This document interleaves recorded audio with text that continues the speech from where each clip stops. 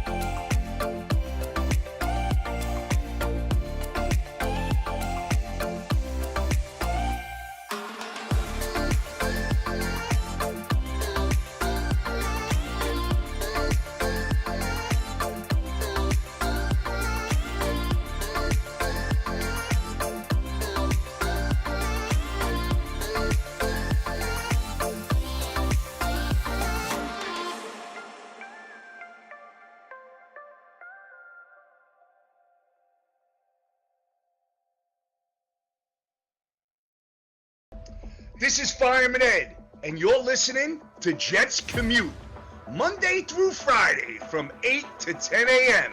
Jet fans, let's rock MetLife Stadium this year. J-E-T-S, Jets, Jets, Jets. Go Jets!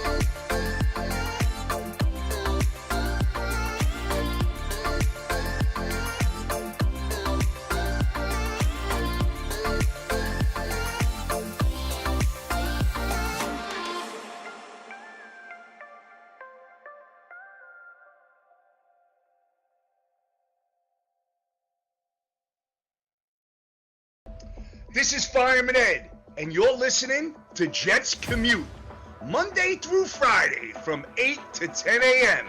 Jet fans, let's rock MetLife Stadium this year.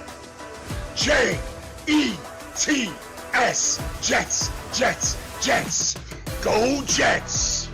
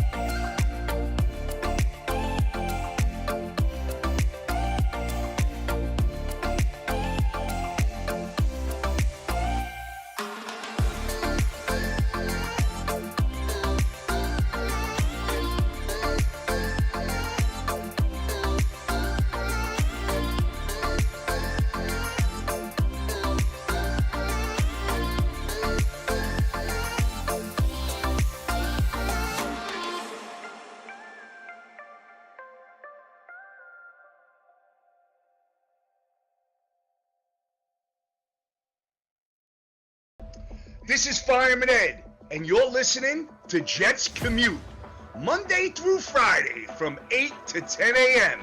Jet fans, let's rock MetLife Stadium this year. J-E-T-S, Jets, Jets, Jets. Go Jets!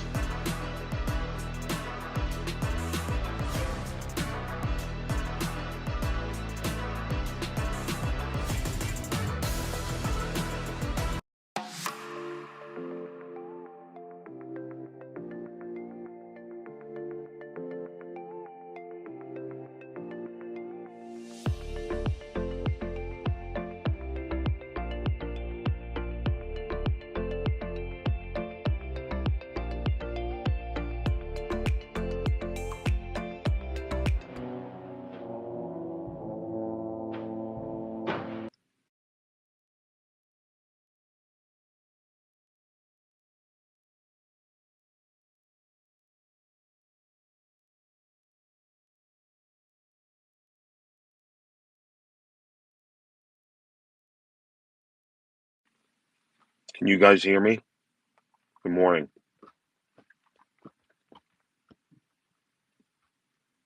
Please thumbs up.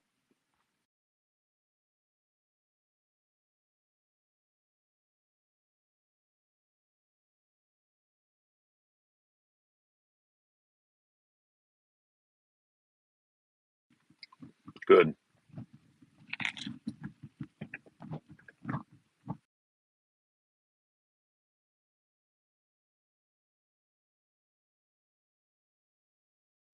Bird, I see you. Haha.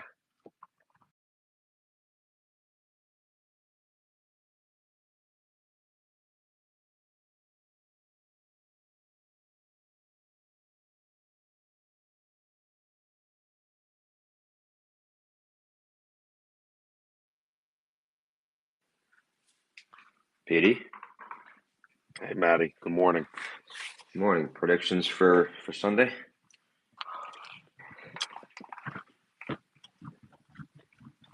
I'm going to go 26,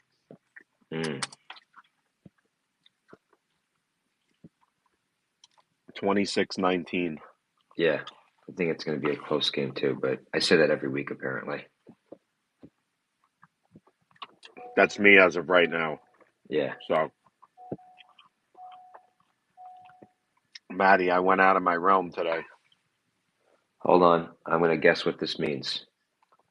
This means that you went to Starbucks and you have a lid on your coffee.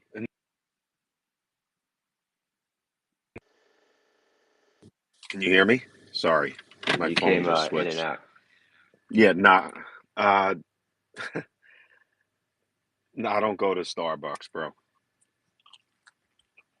I know. Well, that's why that's why I was guessing. You said you went out of your norm. No, I usually don't eat a bagel in the morning. Oh, you're eating a bagel.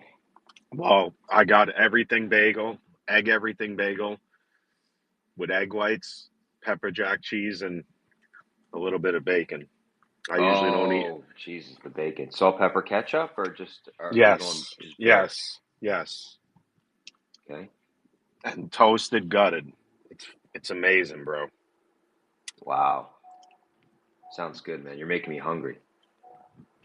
Guys, if you want Did you ever to, buy one of those Jets donuts, Petey, at Dunkin' Donuts? for the kids, yeah. You never ate one though? No, Oh, I I don't was eat gonna. that. I don't eat garbage like that, bro. I try not to. Okay. Well, you're eating bacon right now.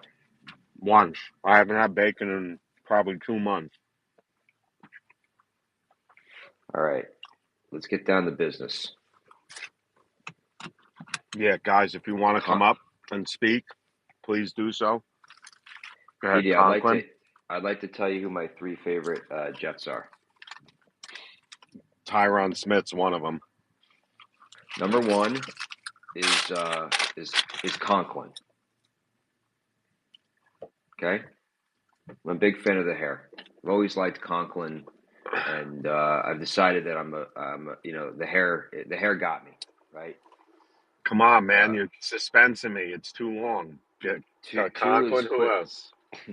two. Well, there's nobody else here, Petey, so I could just ramble on and ramble That's on. true. Dale's here, And though. unless you mute me or move me to Come on. listener, Come I could on, just do man. whatever I want here. Okay, so You ever Conklin. notice? Ever notice how in Oh, a Dale. hurry PD always is? He's always in a hurry. I am, Oh, bro. he's rushing me. Go ahead. Number two, Quincy what? All right, Williams? Conklin number one. We've Mm-hmm. established, and then Quincy Williams number two. I'm good with that. Because the hair, Petey. It's the dreads. He's the predator. He's like, remember when Arnold and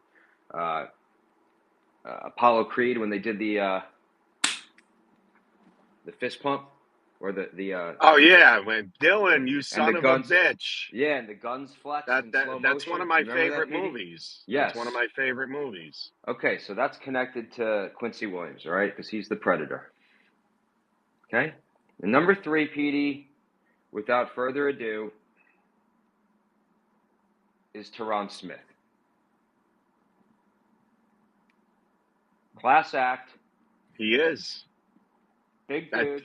Not bro, an ounce of fat on the man. yeah, I'll that tell you dude that right is now. he's jacked, bro. Now, I'll tell you, I had the chance to meet him yesterday, and I took a picture with him. And I think he was a little intimidated around me, to be honest with you. He seemed a little nervous. Mm-hmm. Because I was talking about some of my treatment for my rehab, and what I do, like, cold plunging and stuff. And he's like, oh, really? I was like, I'm going to try that. And I was like, yep. Interesting. So, Petey, how are you? Great. Good. Can't wait. My birthday's coming up. Jets game going with my dad. Awesome stuff. Kids got sports. Everything's good. And you're gonna have the usual suspects for tailgating on Sunday? I think I'm meeting the players Sunday, actually. Oh, you're gonna go like VIPing? Yeah. Yep. What does that mean? Like just be on the field, or are you gonna go into the locker room and? No, the player walk when they walk into the stadium. Okay. So I think I'll be there. Do fist pumps? Probably videos, whatever. When they run out of the tunnel, PD, though, just give them space. Don't get in their No, they're way. not. I'm not. I won't be there for that. I don't like being down on the field by kickoff because then by the time you get up to your seat, You you miss it. missed a lot. Yeah, I don't like that. I kind of don't want to do that, to be honest. Dale, what's going on? Just driving a truck. You sound different today. You're in a good zone. No, I don't know. I can't control that. I gotta fly out to fucking Springfield, Missouri Friday. So For what? To I'm drive? probably watching the Bills game from a hotel. Yeah, I'm like on what they call a road team captain for my company, so they fly me around to do different things to represent the company. Like you guys just Oh know the wow. fucking foul. Yeah, you guys just know the foul mouth, misspoken truck driver in spaces, but actually in real life, I'm very well spoken, good at giving speeches in front of crowds. Dale, And my there's no company, question to me you're a good guy. yeah, my company puts me in that position. Like I think they needed somebody. I think they need somebody that actually looks like a truck driver, but can also represent them like a businessman. Are you gonna wear a tie? I usually wear. Well, it depends on what I'm doing, really. But a lot of times I am wearing a suit. Oh, we. Oh gosh. I just put like hair product in, Matt, and then put my hair in a ponytail Do you ever? or Yeah, I a was man just bun. gonna say. Do you ever use the rubber band for the ponytail? Yeah, I do like a man bun, but it just looks like my hair's slicked back, and I go get a fresh edge up. Wow, I got some sweet suits too, like all fucking. I get all dappered out, bro. dude. Do you have any different like a like I have a light blue suit that's really nice, but do you have one like a pink suit or something like that, No, Dale? no, but I do rock pink, Petey. Like all in high school, I would wear pink, and all the dudes would So do make I. I yeah, wear pink all too. the dudes would make fun of me, but all the chicks loved it. And Yeah. for some strange reason, I could never understand why all the other kids in my class didn't understand why it's more important that the girls like what you dress than the other dudes. But at the same time, I definitely scored more than them. So Dale, real men wear pink. yeah, I don't like to say my company because I've already had somebody try and dox me from the Bengals fan base when we were at war with them, but it's like one of the biggest worldwide companies. So Dale, are you feeling that the Bills are definitely gonna win the Super Bowl now? I mean, I think we got a really good shot. I think this is the best. I know it sounded crazy all off season, but I think it's people are seeing it, and some people, but Alan thinks that 3 weeks is too early to recognize that in your team. But I know his team pretty well. I think this is the best overall team we've had since we've had Allen and McDermott from top to bottom. So I really do think we got a great shot. Super Bowls are so What's hard to win, man. It's just to sit here and say, "Oh yeah, man, we're definitely going to win the Super Bowl." I think that's is it safe to say that Diggs was a cancer in the locker room? I man, cancer is a tough word, but I definitely think that I think there was a stage where Diggs ultimately helped Allen grow, but then I think there's a stage where he held Allen back, if that makes any sense to you. So instead of Allen just reading a defense like he has been doing, finding an open guy and letting the defense dictate what he does, I think there was a lot of pressure on him to make sure somebody gets their stats every week. Man, I sure, Petey. I hope we win the next two, so we get the Bills on in a big game. Yeah, four That'll and be the one. biggest Jets game in a long time if we can get there. But I know, like, I saw an interview where Diggs says he doesn't care as long as we win. Why would I be bothered by that? I'm a leader, so I'm willing to do all that other stuff because I know my place. And if that interview was true, then why in the last 8 games of last year, when we used them exactly as that to get other guys open and play within the system, did he start going overboard with the fucking subliminal tweets and shit. So I think that sometimes players say stuff they don't necessarily mean, and it's all talk at that point. But again, I always remember Diggs as one of the best receivers the Bills ever had. I think the first 2 years he was in Buffalo, he played a huge role in a lot of those players reaching their potential by being around somebody like him. And I think he was a great leader. I think the last 2 years, he got a little selfish and put himself above the team, honestly.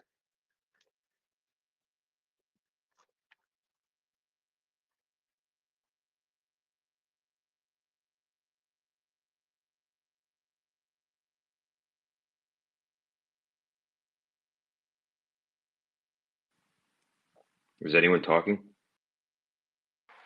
I was just gonna say, I'm back. All right, let's. One thing I will say about Buffalo is it's crazy that Milano's hurt and their defense is. It's crazy. The Are the Bills are Bills this really good, good right Petey, or now. are the Jaguars that bad? But Well, still, it PD, doesn't matter. Like, listen, I'll be a component to say you got to beat who's on your schedule. Now the Bills got 3 games in a row. If they get out of this 2-1, shit, that's pretty impressive to me. and PD, I know we say it every offseason and it sounds like lip service, but Milano's replacement's a guy we drafted that we liked, and now 3 games in, he's starting to get rated well by PFF, and he had a really good game last week. So I just think that Bean's really good at drafting guys in chronological order and contractual order to keep this thing going. Yeah, Bean's And good. and they're good at. Well, I think it's two sides. I think McDermott's really good at developing defensive players. But the question is, if McDermott doesn't win this year, is he gone? I don't, dude. It's not a question You because you can't. got to You understand. can't fire that dude, man. He's a good Yeah, coach. Petey, they're not going to. Like, if you know our organization like we do, they ain't firing. Like, he's here probably for as long. It'd have to be something drastic, like us missing the playoffs multiple years. But our owner absolutely loves McDermott. When does the And stadium open? Excuse me. 26. I know it's crazy how fast it's going up, Petey. Like, it's all like most of the shell's done, and they got like a lot of the cement in all the way up to the upper level. Yeah, I'm telling you, man, that shit's it's gonna chase fans away, though, that stadium. So, can I ask Dale a question? Good Go ahead, Yeah, morning. go June. ahead. What's up, Good June? morning, everyone. Good morning. So, Good morning, June. Dale, you telling me that your man got job security and it doesn't matter what happened? I think it would have to be something major, bro. Like it would have to be us missing the playoffs multiple I knew years, you were gonna honestly. say that. And June, I don't know if I necessarily agree with that. I'm just telling you how our owner is. Like Brandon Bean would have to be the one to fire McDermott, and I just don't see that happening. I think Brandon Bean's completely happy It's with crazy McDermott. though because people wanted McDermott out at 6-6 last year. Dude, people were talking about Yeah. firing him at halftime of our game in our space. Yeah. Hold on 1 second. Dale, Jeff fans, if you want to come up and speak, please do so. I know I've gotten comments in the last couple of days that it's a Bills space. Well, it's not a Bills space, it's a Jet space. But I talk Bills. I So, talk to Bill fans every day. Petey, So in about the other game versus. spaces too. So about our game Petey, I want versus. to Yeah, Petey, go ahead, Joe. I want to add to my list because I know you always say I bring up the one, but I said Deion Dawkins would be a top 5 left tackle. People laughed at me. He's now top 5 left tackle. Bro, you have a top 5, if not top 3, if not top 2 offensive line. Yeah. It's the camaraderie. Yeah, people laughed about my Deion Dawkins take, and I think Spencer Brown's a top 5 right tackle, so He's he hasn't underpaid, let up Deion Dawkins too, by the way. yeah, Spencer Brown hasn't let up a pressure yet I this saw year. that. By the way, Lee Sean, I know you posted in the Jumbotron. I guarantee you Khalil Shakir will not have 100% catch rate this year. You saw he broke a record for most consecutive catches on targets, Yep. right? That's great for a slot receiver. He's not a slot receiver anymore. Petey, I think if Coleman develops into a 1, or with all the money we have next year, we get like an electric fucking Dale, receiver. you don't even have to get an electric guy. You fucking trade your second round pick and your first, and you move up. That's what I was saying all Yeah, up. well, that's what I'm Right. saying. You guys got ammo that's now, and but I'd that rather be Minnesota a young pick guy. may not be as high as you thought. You know, everybody said, No, that Minnesota. yeah, everybody. Yeah, we thought that Minnesota pick was Right, a gimme. They Dale. look Like, good. I'm not gonna toot your own horn here because you were saying, oh, that's gonna be like one of the top 4 or 5, and I don't. As of right now, let's see how it plays out, but it's not. I don't think But that's going to be still, a good it's good. pick now. Dale, it's good Petey, ammo. who thought? Right, Dale. You could Yeah, trade. Petey, Dale, who thought that Minnesota Dale, would be you this could good? trade both of your seconds and your first and move up into the top whatever, and go get the receiver, and then you're set. Yeah, and Petey, like Geno Smith, I think the Darnold thing's legit because, again, I think the NFL runs off these guys. You know, you get these blue chip talents that get run out of the league because they fail at first. Yeah, but But if they were Darnold able to failed sit around everywhere, for man. Let's be real. no, I know, but Petey, what I'm saying is, usually it's the second level guys that get to be backups that stay in the league 8 or 9 years. If you let them same guys stick around long enough, the light bulb goes off, and you got Geno Smith and Sam Darnold, man. Correct. I think the Darnold thing's real. I think the guy's been in the league long enough that he knows what he's seeing. He's not scared. You know, will he still make mistakes? Probably. The dude's always kind of been a gunslinger, but I think that when you talk about him, he's been in the league a long time under different systems. He knows what he's seeing. Yep. And he always had the arm talent. So, shout out to Geno Smith and Darnold. yeah, Geno Smith looks great, P. Like, when I watch him play, I'm blown away by how good Geno Smith is. I don't think most people realize how good he really is. Makes elite throws for sure. Let's get to listen up. Yeah, good morning, June. fellas. Thanks, you beat me to it, June. You know, I was about to say, good morning, I was Miss gonna call him Listen Dale, but I don't want to start trouble. Just to joke around. No, Dale's my guy. Dale knows that. I troll him a Yeah, little Petey, bit. I hope you don't think. Yeah, like if were me and Alan are trolling each other, I'm never really mad Yeah, at yeah. Alan for slaying a Dale pig. told me that yesterday inside the space. He meant that. Yeah, listen up. Before you go on, I just want to make a quick point. I understand why you're like this, and right, it is September. Let's Yeah, see. Are the Bills yeah, going to keep it up? yeah, It looks like they yeah. are, but we don't know. There's going to be a team that gets hot in late November and December that rides into the playoffs. So we don't know who that team's going to be yet. We don't know. That's a Go ahead, fact. man. Go ahead. Yeah, Sorry about that. yeah. I mean, I agree. Look, I think Bills fans, and obviously my opinion doesn't matter when it comes to their fan base, but just, just outside looking in, I think any fan base, including the Bills fans, should be excited about starting fast. They're the highest scoring team in the NFL. They've been the most efficient team on both sides of the football. There's nothing wrong with being excited.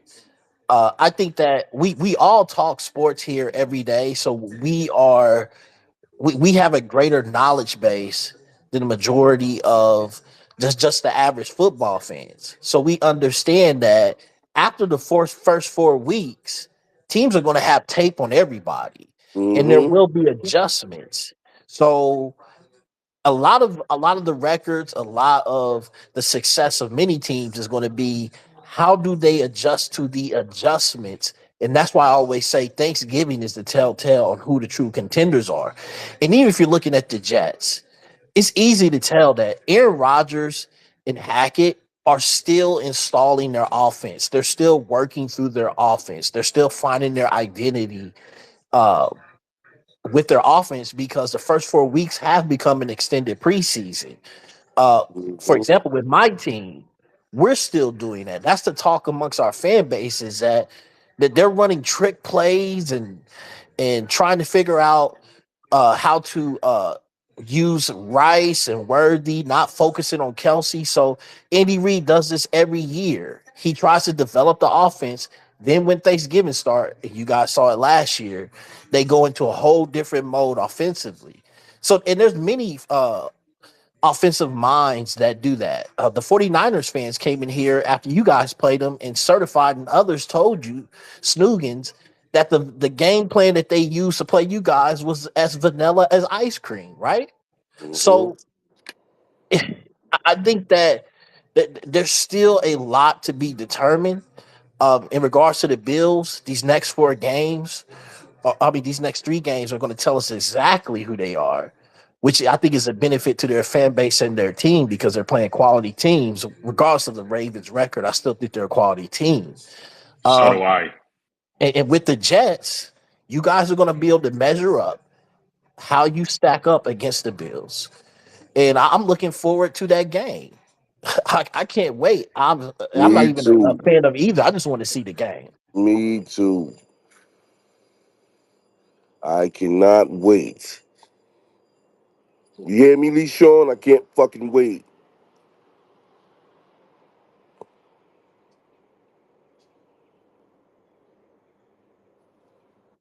Kind of bummed I got to watch the game Sunday from a hotel room. That sucks.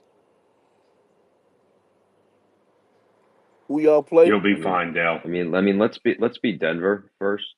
We played one good game this Yeah, season. yeah, Matty. I'm not writing Minnesota too as a win, man. That game always scared me. It's in London, you know. Yeah, I mean, if you tell me we beat Denver and then split the next 2, I'll be very, very happy about it. Yeah, I mean, you can argue, and I'm only saying this because this is a Jet space, and Sam Darnold is a former player of yours. That Sam Darnold should be in the MVP conversation because Yes, Yes, he has I played said that outstanding. yesterday, bro. I said it too. Hey guys, before Yeah, we go on, Sam go ahead, Darnold man. started 3-0 at Carolina too. Yeah, Remember he that? did. I want to play the real quick. It's a minute and a little bit minute long of Rogers yesterday talking about, you know, the offensive line and stuff. I don't know if you guys heard it on McAfee, but Petey, before you yeah, play that, can I just say one thing? sure. Um, no, I mean you obviously listened to Rogers, whatever, and then him saying about Hassan Reddick's agent. You think that means Reddick got rid of his agent, or like kind of? I mean, Who knows? that was kind of a jab. You know what? Who cares? This No, guy is I so liked it. I yeah, it's liked so it, but under a microscope by Rogers. It's crazy, man. no, Like I if like he that he did, said that, Joe. I like Is that this he said the he vaccination clip, Petey? no, it's not, Matty. Come on.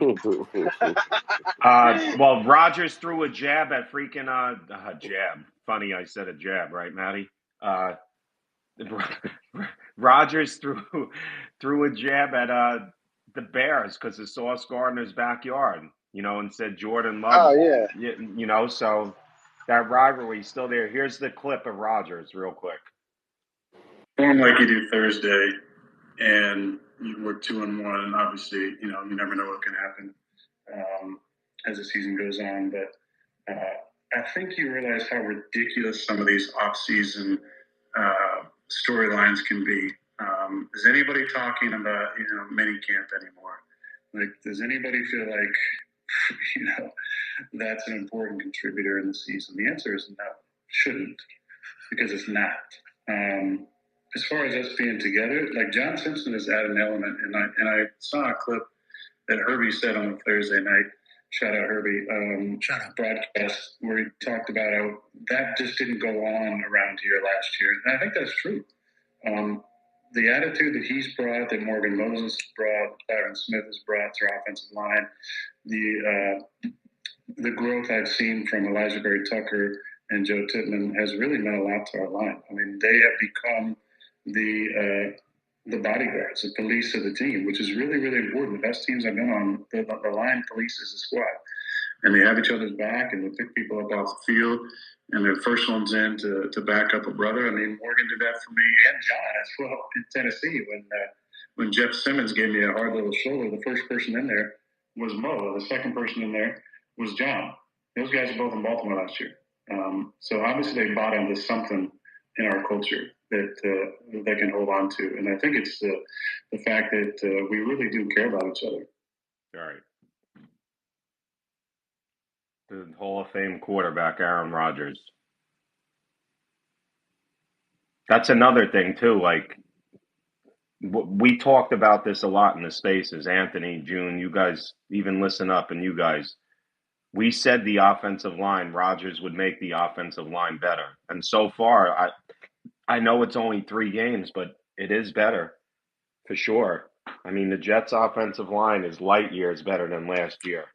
I mean, but to be P- fair, it's better because of Rodgers and because of the talent at the same No time. doubt. Oh, June, without a doubt. PD, he's 100% right too. I just said this to our fan base yesterday, but the offensive line sets the tone for a team. I don't think people realize Yeah, that, man. absolutely. Like if you get too big of a personality in your locker room, it's usually a lineman that's going to stand up to Yeah. because you fuck with one lineman, you got to fuck with 7 other ones because they stick together like nothing else. It's hard to explain, but it's on all the good teams I've been on. That's how it is, and it's one of the things I preach as a coach. And I just said this to our fan base yesterday. I believe offensive line sets the tone. Well, Dale. Let's just say in a game you're a little flat. If your offensive line comes out and has a bully mentality, it quickly fixes and Well, changes that. right, Dale. Dale, can you hear me? Yeah, I Dale, can hear you, Petey. I raved about your line. I was talking about that all off season. They had no injuries. Everybody stayed healthy. They played every snap together, and look, it's happening again right now. It's remarkable. And if you have a really good offensive line, you're most likely going to win. Thank God Joe Douglas addressed the offensive line this offseason. And he had a backup plan, too, in case Tyron Smith, because now Olu Fashanu is playing on Sunday, guys. So, Well, the PD, the other thing I want you to watch is if you look on the sideline when the offense is on the field, every backup lineman are probably some of the guys paying the most attention to what's going on. yeah. They're watching the guy in front of them and they want to know the play call because they're not just trying to see how they play that rep versus that front, but they're watching their technique and stuff. So I think when you have a good player in front of another player, a younger player that's good at all those things, it's huge in developing the player behind him because trust me, all game he's watching that guy and what he's doing on every rep in every formation and play against whatever formation the defense is in. So, Dale, like when Aaron Rodgers specifically mentions a guy like John Simpson, who, whatever, he signed for 2 years, $12 million, not a big contract. What, like as an outsider, what does that mean to you? I think I think I think it's like 50-50. I think sometimes you got to sort through quarterbacks saying the right thing because they're trained spokesmen in front of the camera. But I think from Rodgers, it's a little different because he never really took that role more than he says provocative things. But look, I think it matters hugely, and I think it matters most in the relationship a quarterback's developing with his line. Because I think another thing I said in our space when they showed the video of Coleman and Allen jawing at each other. Usually, like even from little league to high school, nobody's supposed to speak in the huddle except for the quarterback. If somebody else speaks up, usually it'll be the center or another lineman that tells that guy to shut the fuck up. And that relationship between a quarterback and lineman is different, man.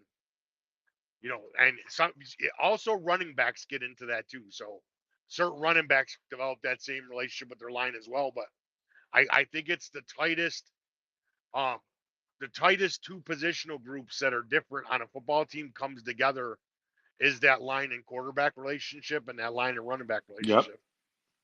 I agree.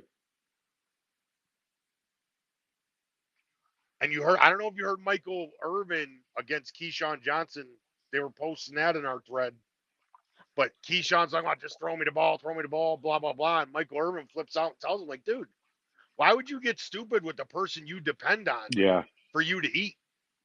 And I think if more receivers adapted what Michael Irvin was trying to say to them, you would maybe see that relationship with the receiver group and quarterbacks maybe become as tight as the way it is with linemen and Yep, quarterbacks. I agree. Speaking of linemen, shout out to Frankie yesterday for the Tyron Smith interview. Awesome stuff. Tyron Smith's a freaking. He's awesome. I'm glad we signed him. Just stay healthy, Tyron, please.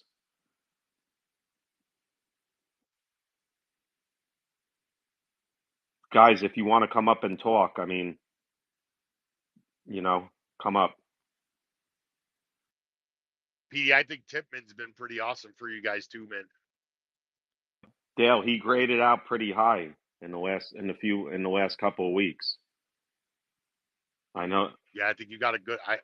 I think him, Vera Tucker, and Fashion give you guys something long term, dude. I really do. Well, yeah, they're all 25 and younger. That too, Dale. That's a good point. The whole right side, and then Fashanu and Vera Tucker can move back to the left after Simpson and Tyron Smith and Morgan Moses are. I hope. When Morgan Moses is gone, Fashanu is a left tackle going forward. What's up, office? Good morning, fellas and ladies. How y'all doing? Good. How about you? Good, brother.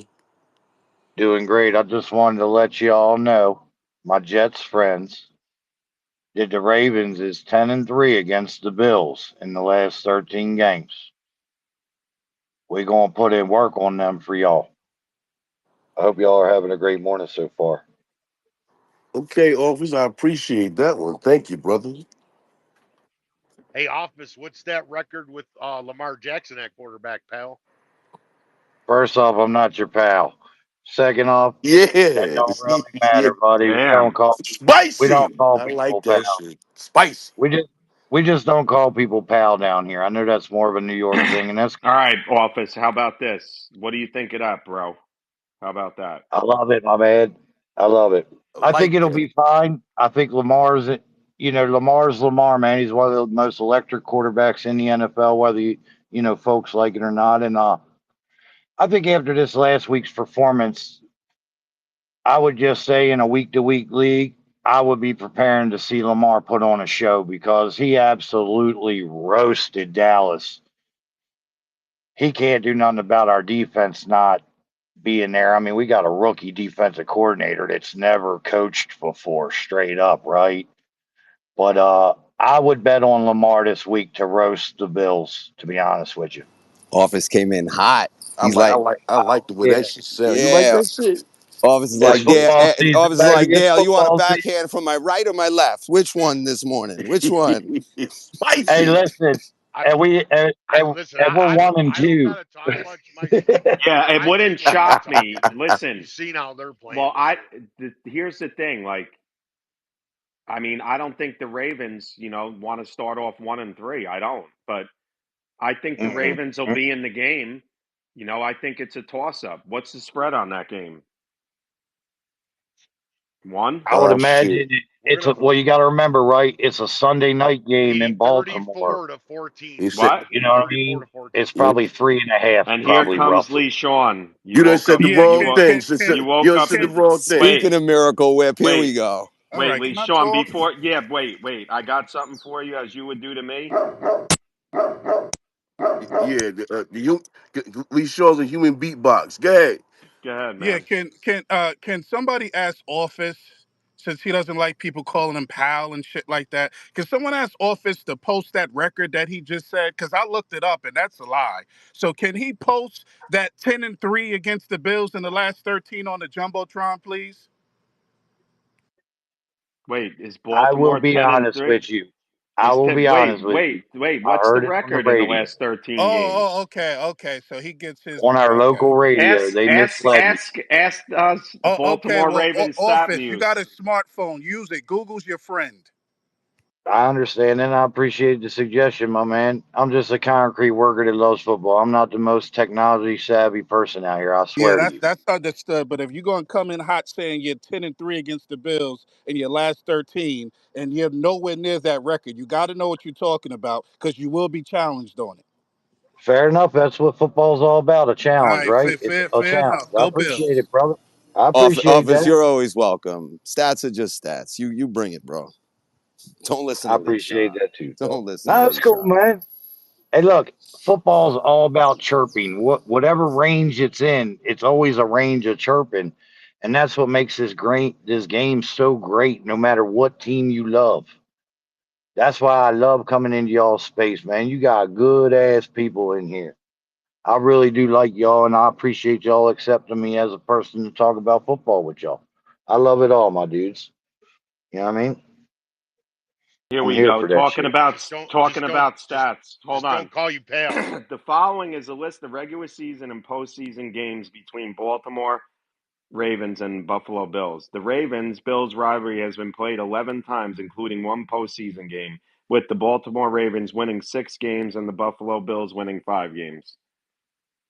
There you go. All right, now we're And he had level. Now 13 we're wins, level. and he had 13 wins, and we didn't even fucking play them this year. Well, that's what That this did says. sound I terrible. mean, I would assume they played more than 11 times. I think the radio was giving them credit for the Baltimore Colts. Oh yeah, that's true. I forgot about that.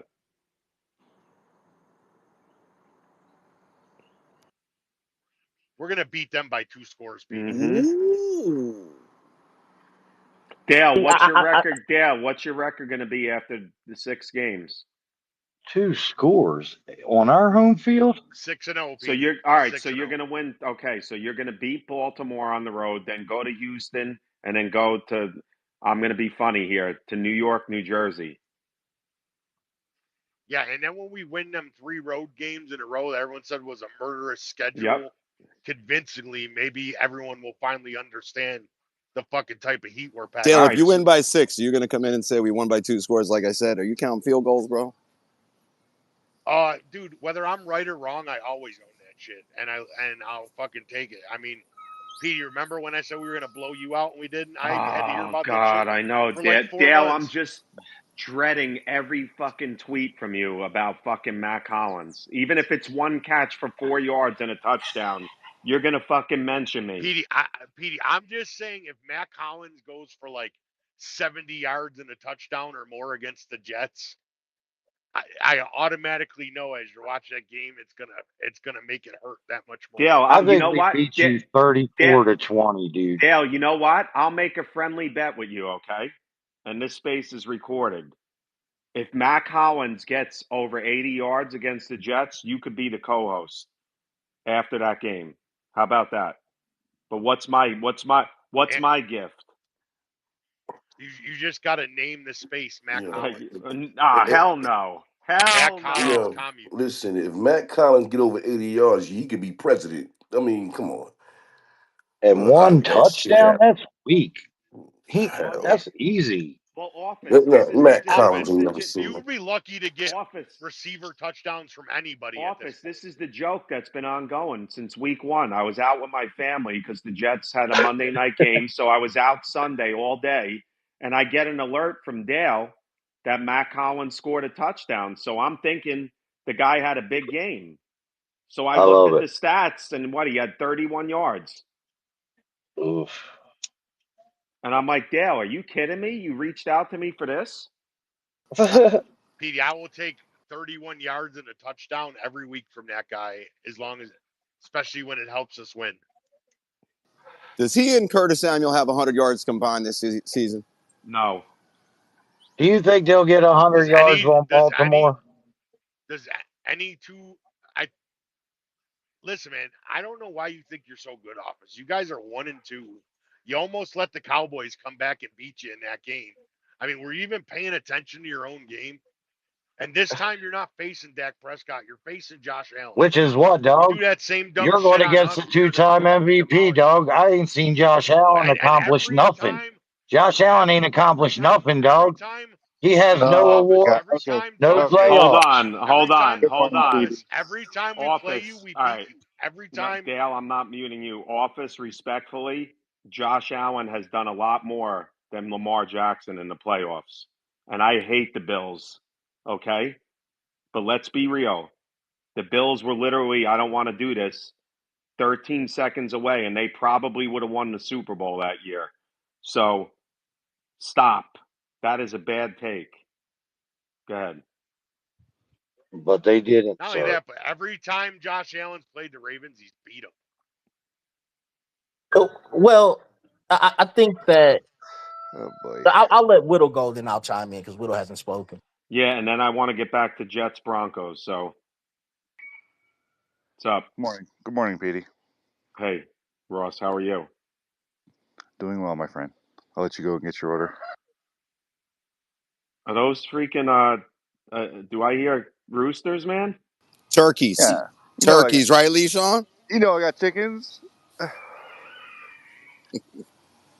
A little coffee, sitting on the porch, listening to good ball. Whittle, go ahead, man. Good morning. Good morning, everyone. I Morning, just Whittle. wanted to, first and foremost, good morning. I want to tell you, Petey, great bill space as Thanks. usual. You could June, you go ahead, man. yeah.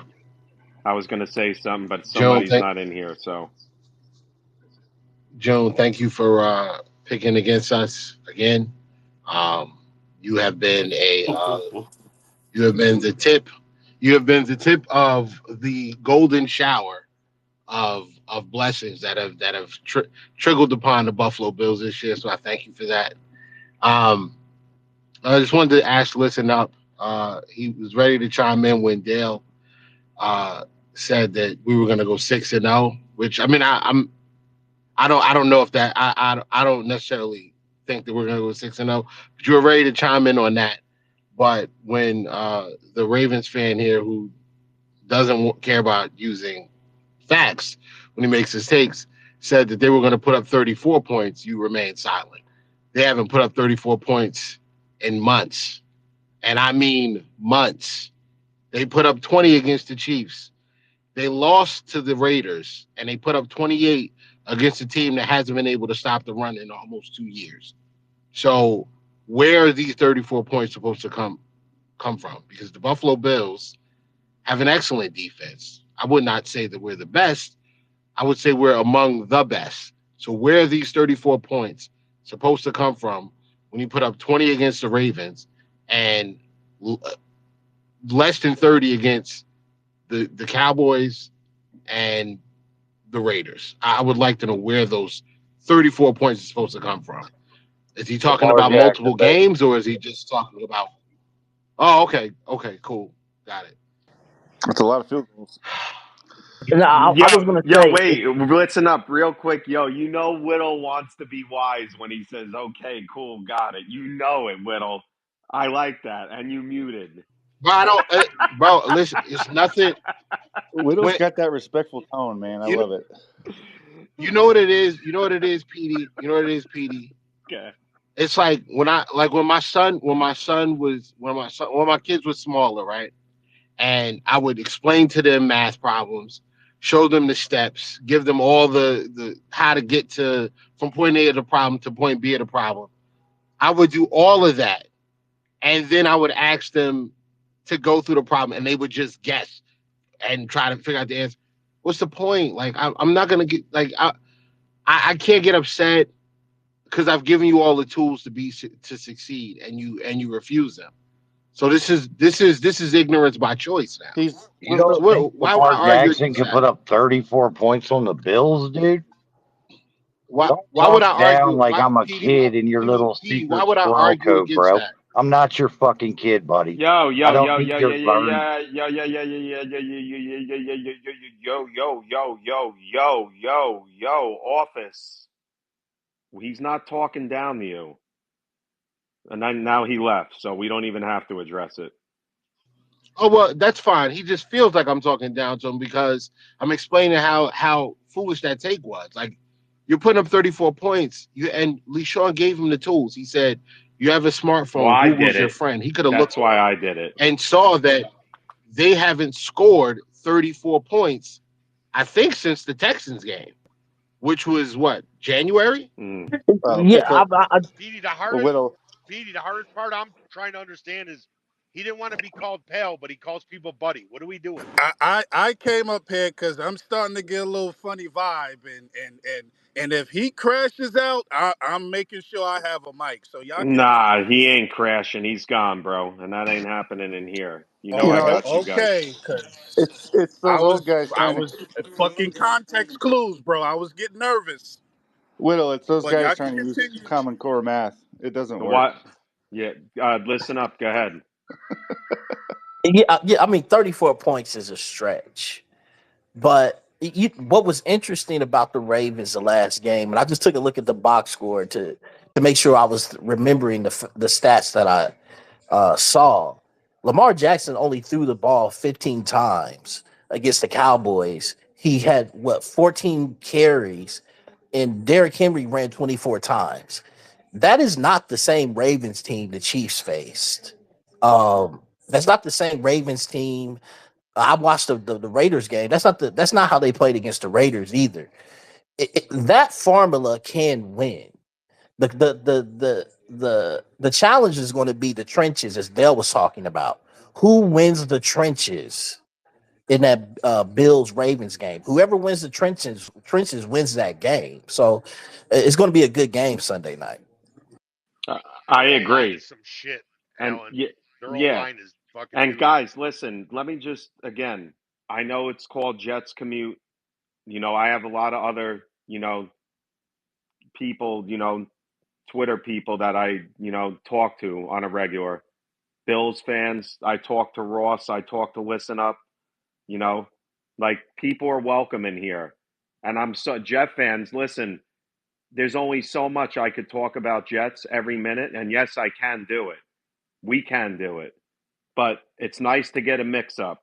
The Bills are in our division. They meaning Bills fans always give me a mic in their space all the time. All the time. So I go into their space when there's no Jet fans at all and it's me. It's cool. Like I'm all welcome for this. So if you listen on a regular basis, I get it and I appreciate it. Shout out to you. But there's going to be other things we're going to talk about too. I want to talk about I love the NFL. And yes, we do have a game coming up with the Jets and we will get to the Jets and all that stuff. We will. There's a guest coming in real soon. So continue, Ross. Yeah, before we jump off onto the Jets, first off, good morning, everyone. How's everybody? What's up? Week 4, Morning. here we go. We're moving. Uh, hey, Who did the Dale. Chiefs have this week? We have the Chargers. Chargers. We have the Chargers, the That'll depleted be a Chargers. that'll be a tough game. It's a division game. Well, they're depleted. They're missing a lot of pieces, but we're still going to win by 3 points on a Bucker field goal at the last second. That's Is it away? pretty much how it goes. Yeah, it's away. All right. Yeah. Okay. Go Yeah. ahead. But hey, Dale, your schedule. You were talking about the 6-0 and stuff. Who do you think on your schedule is going to give you the challenge? Because obviously, going undefeated is going to be extremely hard. Who do you see you guys losing I to? mean, I think anyone's a challenge, Arrowhead. I just think we're rolling Oh, right you guys are now, and rolling for sure, brother. most teams are figuring out who they are, and we know who we are, and we're rolling. Yeah.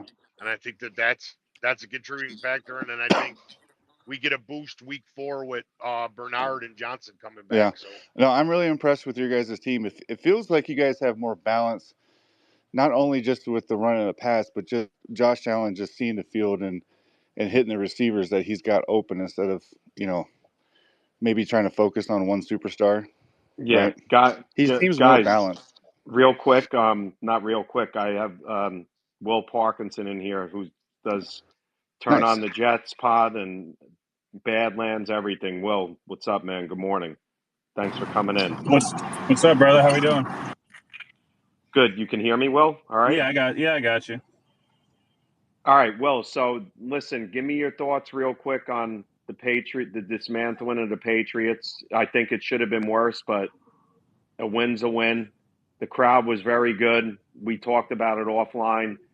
The place wasn't as full as I thought it would be because of the night game and all that. I believe you, and I know for a fact this week the place is going to be jammed. It's a 1 o'clock game. Weather's supposed to be nice, so give me your thoughts on that whole, last week and going into this week. Yeah, no, I mean, look, the energy was good. I think people were just like a little anxious. Obviously, I think people were scarred from last year, home opener and the whole 9 yards. Open up on a Thursday is at home. I didn't think it'd be as big of a deal. It's not that I don't think the night games are what's the problem. It's just Thursday's tough, man, especially like, right after summer where a lot of people take time off and stuff. It's hard for people to, people working 9 to 5 and stuff to, take off another day right after Labor Day, the whole 9 yards. So I don't know that was ideal for Jets fans. Like, I don't think Sunday and Monday night games are as much of the problem. Columbus Day, most people aren't working. Sunday night games are awesome at home because you go watch football the whole day, still get there and tailgate, and do your thing. I thought, generally speaking, the Jets were awesome on Thursday. I don't think that, like, it's not a steaming hot take or anything like that. I thought they ran the ball efficiently against the stout, Patriots front in terms of, as a team defense. They're well regarded. Thought they threw the ball well. I thought they played really well on defense against the Patriots. They kind of are. They're somewhere between what I think people thought going into the year and what, kind of the reality was. I think the first couple weeks of the season are a crapshoot to begin with. Extended preseason in a lot of senses. Obviously, those games all matter. And, if you're Buffalo, Seattle, Pittsburgh, KC, et cetera, getting out the 3-0 starts, like, that's awesome. But, I think teams, this was the first week, I thought, in week 3 where we kind of saw, I don't want to say real football. I think that's, kind of a BS answer. But, like, I thought we saw more results, generally speaking, kind of what we would expect. Week 1 and week 2, there's usually a lot of upsets. A lot of weird, wonky stuff happens. I feel like week 3, generally speaking, a lot more stuff we kind of expected occurred. Rodgers looked awesome. The mobility is obviously the biggest thing to highlight. Jets pass rush was fantastic, again, against the beat-up Patriots offensive line. But, the stats still count. The game still counts. The film still counts. So, look, I think the biggest thing for the Jets right now was, they come out. They don't look good against San Francisco. I don't want to say they were unprepared in that game. I just felt like they brought the wrong type of energy, probably feeling themselves a little bit after preseason where they looked quite good, kind of expecting, we have Aaron, so we don't really have to do as much. When in reality, I think the last 6.5 quarters, they've looked damn good. The defense has gone back to, they're back to top 10 in EPA per play. They've given up one fluke Levis touchdown over the last 7 quarters, and a field goal off of pass interference. Like, the defense is back to being, I think, pretty generally what they're going to be, and they're going to get a lot healthier. Carter, Reed, and Mosley all getting much healthier. Sherwood getting acclimated. Chuck Clark getting healthier. Will McDonald flying high a little bit. Quinnen starting to play really well. So you have to feel good about that. And then again, Rodgers looking as good as he did on Thursday night, while him and Garrett Wilson are still getting on the same page, is got to be extremely encouraging considering Garrett's one-on-one with Christian Gonzalez, who's one of the best corners in the NFL. He's got Surtain this week. Like, he has not had a gimme easy matchup thus far, and the Jets have been able to get Allen, Hall, Conklin, Lazard, Mike Williams starting to get up to speed. So I think it's fair to feel good as a Jets fan, and I don't think fans, generally speaking, are getting out over their skis. I think everyone's kind of in that. Not everyone. Obviously, every fan base has their, the crazies, and it doesn't matter what fan base it is. But I would say, generally speaking, I think the vibe are both around the team and kind of amongst the fan base is like, this is awesome. It's fun not to have to worry about quarterback this week, amongst a lot of teams with really bad quarterback play. And, like, everyone's kind of in that mindset of, like, let's go beat Denver. And then, then you look ahead to Minnesota, Buffalo and Pittsburgh coming up. Well, if there's one guy on the offensive line that you're most impressed with, who is it? I mean, they've all played well, but give me your guy. I would say Simpson's the easy answer because I think he had the least expected of him, and he's been a culture changer, and I think that's huge. I think, I think back to specifically a couple of Bills games where Bills rightfully beat the shit out of Zach Wilson, Mike White, and others, and they popped them over and over again. Felt like the Jets line didn't care, kind of just walked all over. I remember Mike White got knocked out of the blowout in 2021 at MetLife, got destroyed. Nobody cared. No one's even going to help these guys up, etc. Simpson, first guy over. You are not going to touch my quarterback. And again, when you're winning, it's easier to do it. I get it, but like that's kind of who Simpson's been. He's like a kind of grinder, tough mentality. So I would say Simpson, and then AVT to me. I think the other guys we talk about a lot more. Tippmann obviously played last year. Tyron was an All-Pro. Morgan Moses is who he is. AVT the first week, I was like, damn, this is a guy who's really rusty, right? Like it looked like a guy coming off a season-ending injury. Now we're 3 weeks in, and it's like, oh man, this guy is awesome again, and that's huge for them. He opens up so much in the run game. He's such an athletic offensive lineman. We know he can play multiple positions, but him getting to just play one spot, getting to be able to move people, the Jets running the football more, him getting that athleticism back. I apologize. So, yeah, I would say the two guards to me, the interior all graded out, and then in the top 2 to 5% for guards in the league last week. So that interior group, I know again the tackles are more talked about because the Jets tackles have been so bad, and I get it. But AVT being who we think AVT is, and Simpson being better than advertised, and more importantly being a guy who is a take no bullshit type of dude, I think is a massive kind of development. Rodgers talked about it yesterday. Him and Moses being guys that are culture changers. Like part of the Jets' biggest problem in my opinion, is they kind of were soft. I felt like, especially on the offensive side of the ball, I felt like teams could kind of come in there and they knew, hey, the quarterback's not good and the offensive line's not going to stand up for him. I don't feel like we've seen that through 3 weeks. And I think that's a lot of Rodgers, but it's also Simpson and Moses coming in and Tyron and just being like, no, like we're going to set the tone as well. That's what good teams do. I agree, man. Will, I know it's early, but there's no doubt, because this was the same scenario with AVT, that the Jets are going to pick up Jermaine's 50-year option, correct? Like it's a no doubter, right? Yeah, I haven't asked anybody on it, but I would assume, yeah. I mean, he's a Pro Bowl player in year 2. He's a first-round pick. They traded assets to get him. I can't see. I mean, look, it seems like he went and got the same surgery Rodgers and J.K. Dobbins got, and both those guys look pretty damn good. So yeah. He got the bridge. Sorry, it looks like he went. It looks like he went to the same doctor. He was teasing about. I don't know that for a fact, so don't quote me on it. But I'm like, all the tea leaves look like he went to Neil Elitrosh and got that surgery. So I'll have to ask. But it looks like he's like, hey, I'm not. The season's not officially over. Which again, like as an edge rusher, I don't know how he's possibly coming back in 4 months. But regardless, he's out in LA. That's where Elitrosh is stationed. Rodgers went out and trained there. That's where AVT, Rodgers and Dobbins all rehab. So I'm sure he'll get to talk to the media at some point here. But it seems like they were going to pick up his option. There's no reason not to. You might especially when you're going to have to pay guys like Garrett Brees, et cetera. Having Jermaine on a cost control contract makes sense. Yeah, Will. Before I get to a couple of questions, what's your sense with Reddick? You think it's changed at all? I feel like right now it seems like he's in kind of a world of his own. I don't know who he's really listening to anymore. I think there was optimism he'd report week 1 from people around the team and around him, and he didn't, obviously. And he's lost so much money at this point. It's just like you wonder if he's just kind of totally dug in. Obviously, holding out makes no sense. You lose so much money. He needs to report at some point to become a free agent. The whole thing is so stupid. Besides, it's dumb, but I hope he reports. The Jets could use him, obviously, especially when you play teams like a Buffalo, potentially a Kansas City, Baltimore down the line. You need those edge rushers, but right now, he's clearly not talking to anybody. And if you look around the national media and all these no one's saying anything.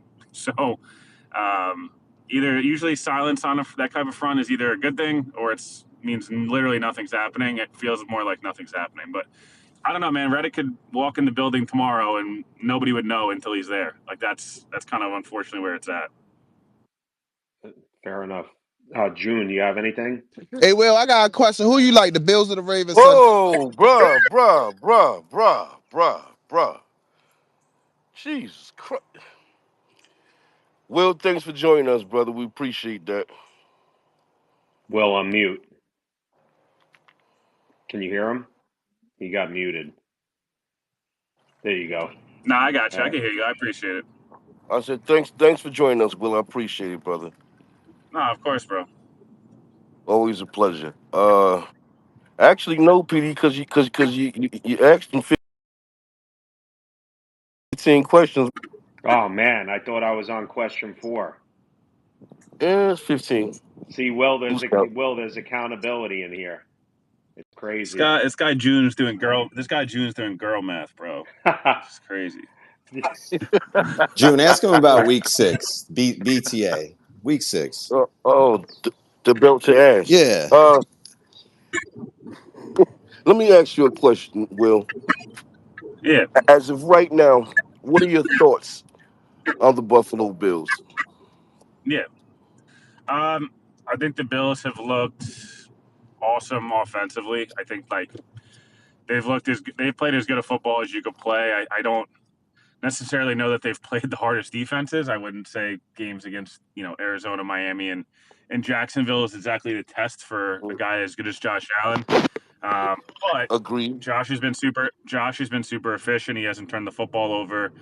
They've protected him well enough, and when they haven't protected him, he's used his legs.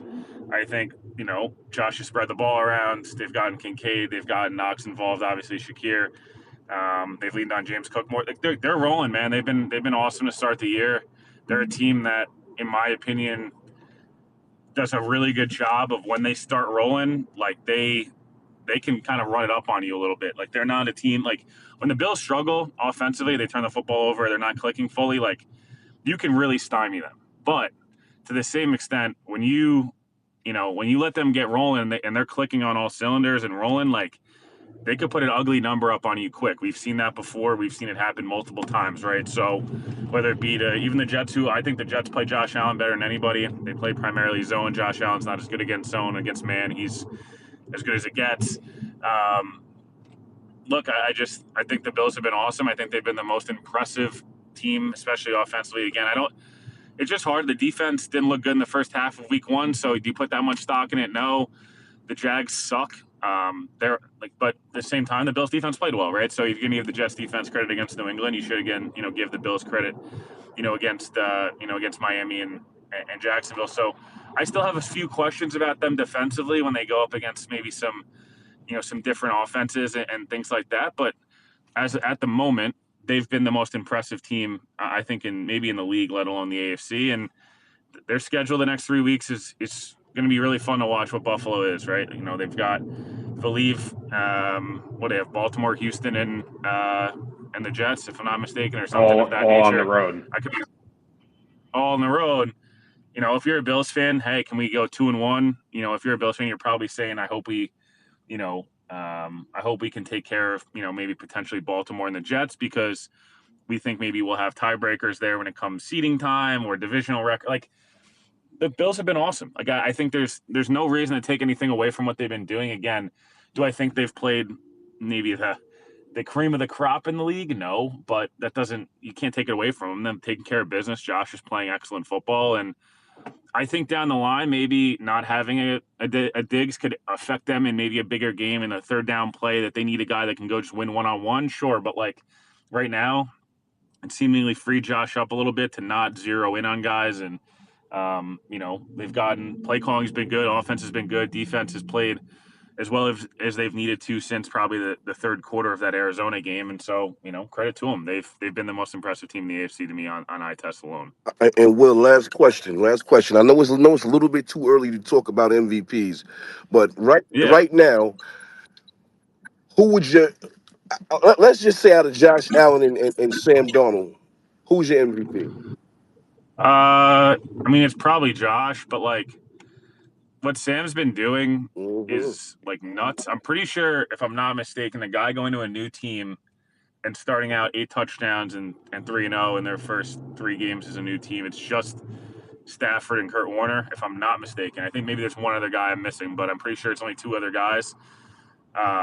Like Josh would win MVP. The storylines are all there. He's the guy who's solidified as a top 2 guy in the league. Like I'd be really shocked if Josh would have to implode a little bit for him not to win MVP. I feel like if they end up winning the division and Josh puts up even similar numbers to any of the last couple of years, he'll win it.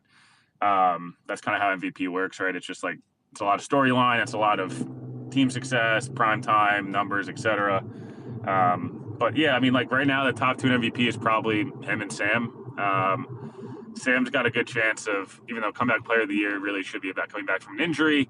I'm sure he'll get comeback player of the year, but like right now, I think he's been extremely impressive, and yeah, it's hard to like really hate on anything he's done. Like I just think both guys have been awesome, but as you mentioned, like the Bills are 3-0 right now. They're rolling, and Josh has got 7 touchdowns or 9, I think maybe total, and no picks.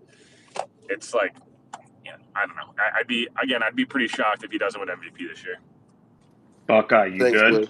Thanks, June. Buckeye, you Yeah, I good? was just going to ask update. Will, who do you got winning the division? I mean, I'm not going to waver that I picked the Jets to win the division by a game in the preseason. For me to like change now, and the Jets are 2-1, and they haven't played Buffalo yet, and Buffalo's 3-0, and they haven't played the Jets yet. It's hard for me to like.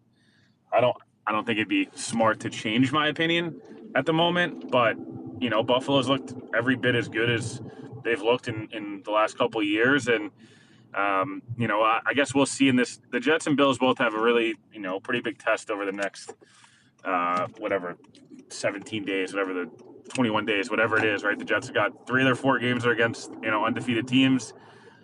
But Buffalo 3 straight on the road against 3 teams they're going to be competing with probably come playoff time. So I still have the Jets, but it's not like I think it's very similar to how I felt in the preseason, where I felt like Buffalo would be slightly behind the Jets, but again, like I don't know. I had the Bills winning 11 games and the Jets winning 12. Like it's not for right now. I'm not going to change because it's only week 4 and both teams have been mostly what I've we heard kind of other people say expected. this in here that Mike Williams is the X factor on this team. You think we're going to see a lot more On the team in general or this team in game general in specifically? terms of like what version of him that we're going to get this year and the impact that he can have on getting Garrett more targets because he's just getting freed up with a real wide receiver too.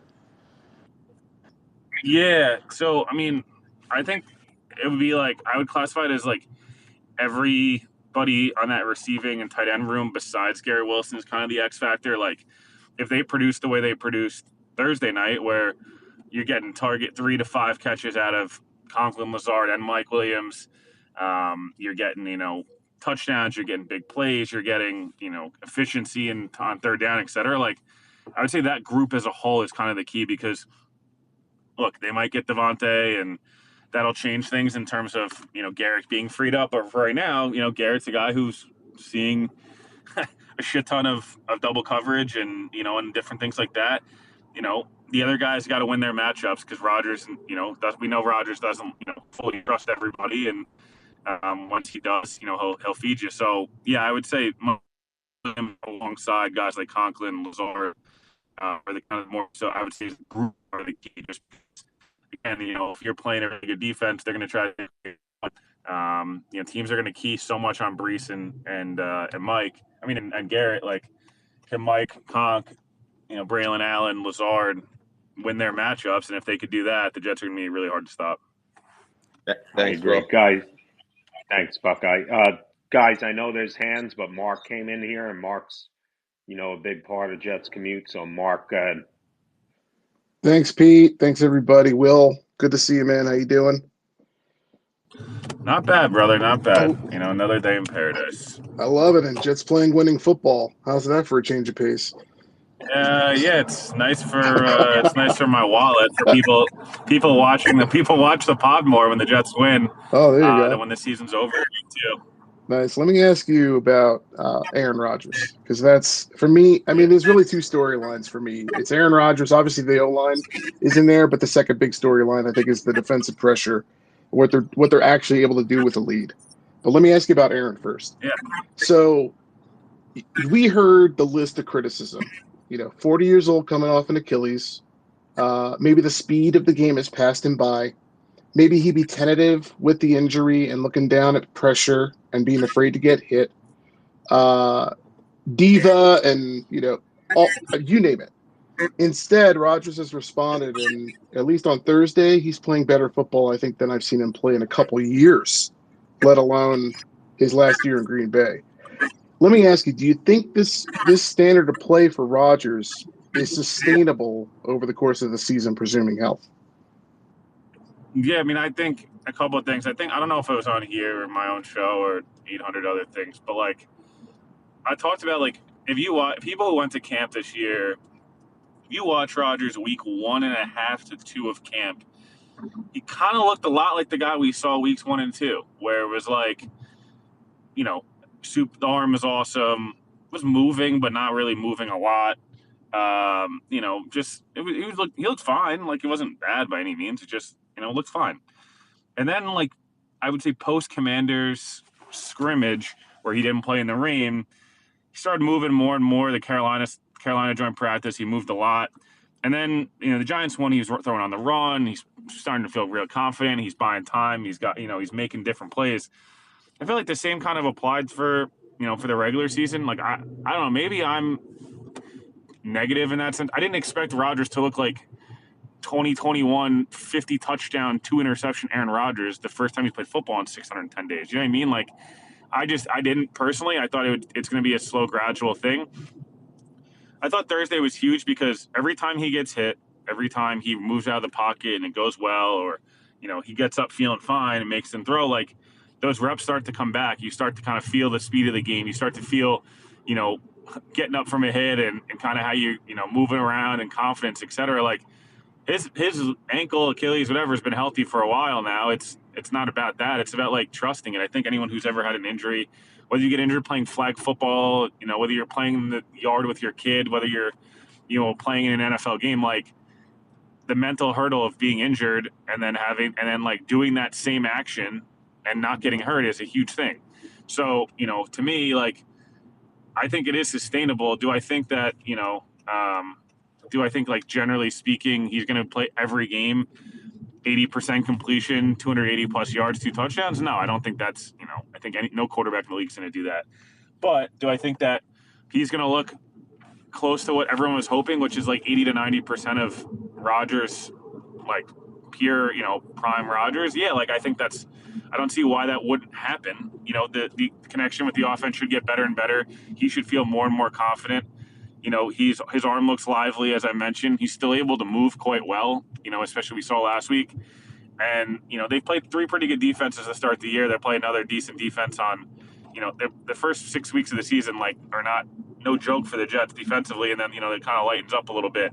So, yeah, I think, look, you put it politely with some of the criticism Rodgers has gotten from both the media and fan bases around the league. Yeah, he's definitely had a nice start to the year, and both in an efficiency and analytical perspective, as well as kind of the general stats. He's done a nice job, and they're 2-1, and I think he's only getting better. All right, I'll ask a D-line question, and then I'll give it over to the hands. That's all right. Oh, Ma, So man, you rooting, Ma? yeah, we're in. Wow, okay, good. We're interviewing a Jets guest and asking Jet questions. Shocker. So, Will, over 3 games, the Jets have managed some 14 sacks, and Will McDonald's accounting for 4 of those. And what's shocking me is that there's lots of half sacks going around because a lot of people are getting to the quarterback at the same time. With Jermaine Johnson gone, maybe for the year, I mean, who knows? And then Reddick as a no-show, a lot of folks were wondering, well, where are the sacks going to come from? Can you count on Will McDonald, who's a year 2 player, to have a leap?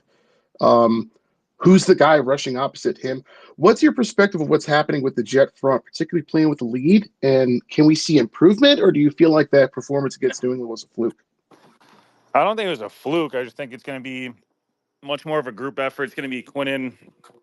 You're going to need to see Will McDonald continue to play confidently, continue to try to get one-on-ones, rush from that wide 9. Like, I think a lot of this is going to be, group effort. It's going to be, blitzing maybe a little bit more than they have in the past. It's going to be, doing different things to get creative and free up, Quincy blitzing or Sherwood or Mosley or Chuck Clark or whoever it may be. So I don't look at this as like they can't get pressure. I don't think it's going to be as much just sitting back, rushing forward, playing his own coverage every single time, kind of similar to the way they did with, guys like Hoffman, Jermaine, Quinn, and JFM. Like, this is going to be more of a group effort, and that's fine. Like, I don't think that's a bad thing. I just, I think it's going to be a little bit more group effort, and then needing Quinnen and Will McDonald to be extremely productive to kind of to be as efficient as they were on Thursday night.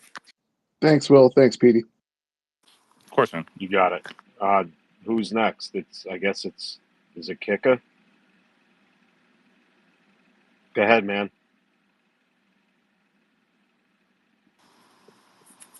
All right, he's on mute. Oh, Chris, who, and me? then You said me? yeah, Oh yeah. You Hey guys hear me? Will. Hey Will.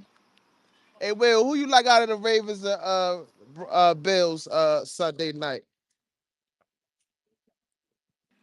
I don't think he can hear you. Drop back. I'll ask him. Will, a Raven fan wants to know, who do you like Sunday night, Ravens or Bills? Say my name, Petey. Kika. Yo, PD. Yeah, I can hear you. Will, can you hear me? I guess we lost him.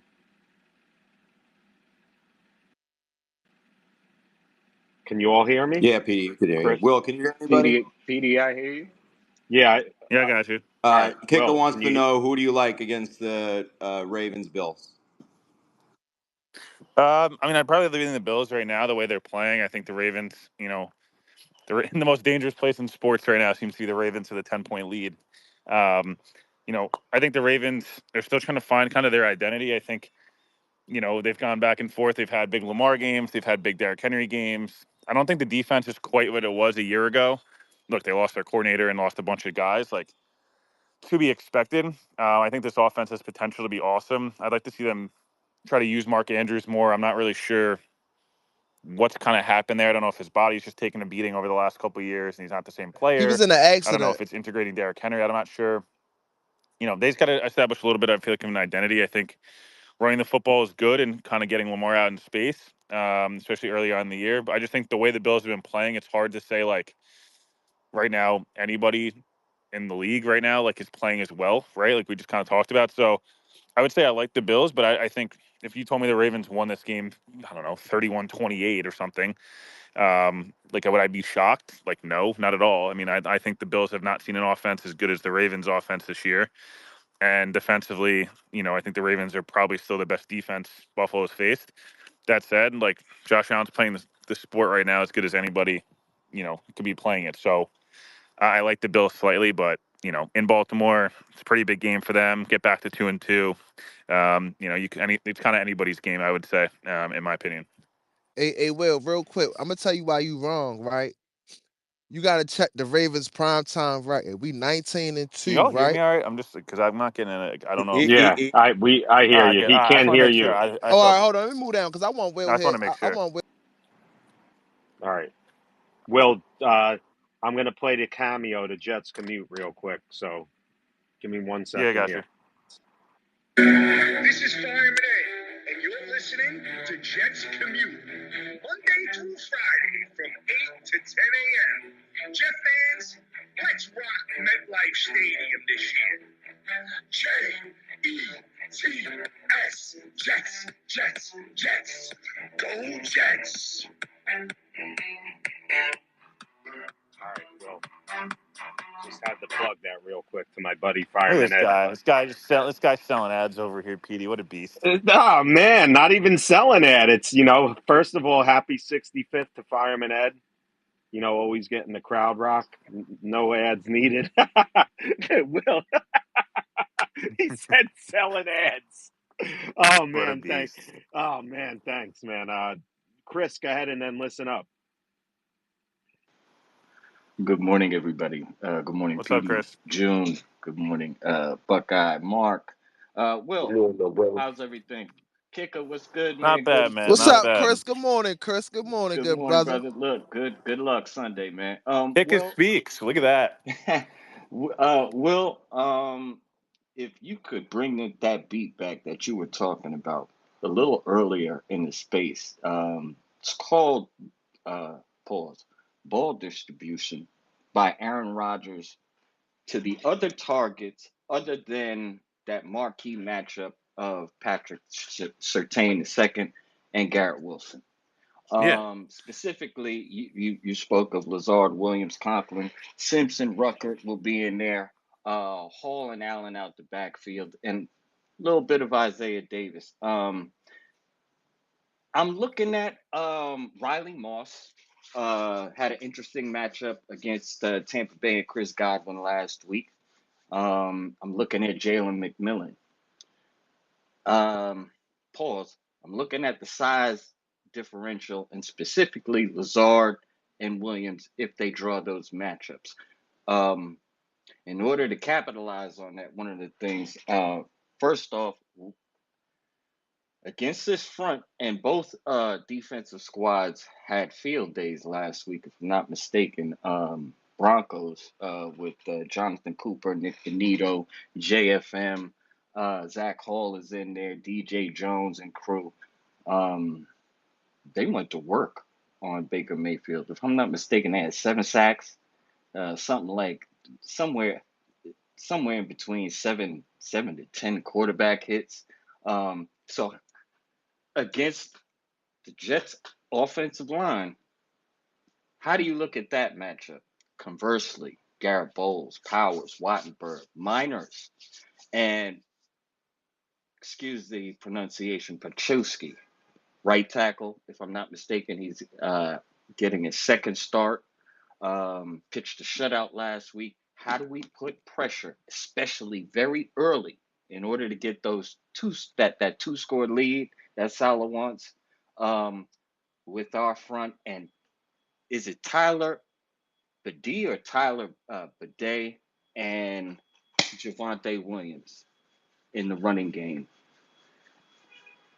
Yeah. No, I mean, I Don't forget Tyler Baby too. I'm not sure of the pronunciation, y'all. I don't know if it's Beatty or Bidet on different It's places baby. that I've listened It's to. baby. It's Okay. baby. And then at the end, Kraft for me, all right, through all of that, at 27-16, Jets win against the Broncos. Will, thank you for your time. Petey, June, yeah, of course. Buckeye, Mark, everybody, I'm out. I'm on mute. Yeah, a couple of different things. I think, yeah, ball distribution is going to be big. I think you can't be scared. I don't think Rodgers will be, but you can't be scared to still go to your guy. In matchups like Rodgers, I don't think he's going to be scared to go to Garrett Wilson. I think, obviously, you want to do things, getting him in the slot, getting him maybe in motion, kind of running. If the Broncos, I think, played 40% man, through 3 weeks, they're going to continue to do that. Crossers, and obviously legal pick plays and things like that to kind of free up Garrett. In easy situations, get the ball in his hand early, whether it's, I don't know, a jet sweep, it's a screen, whatever it may be.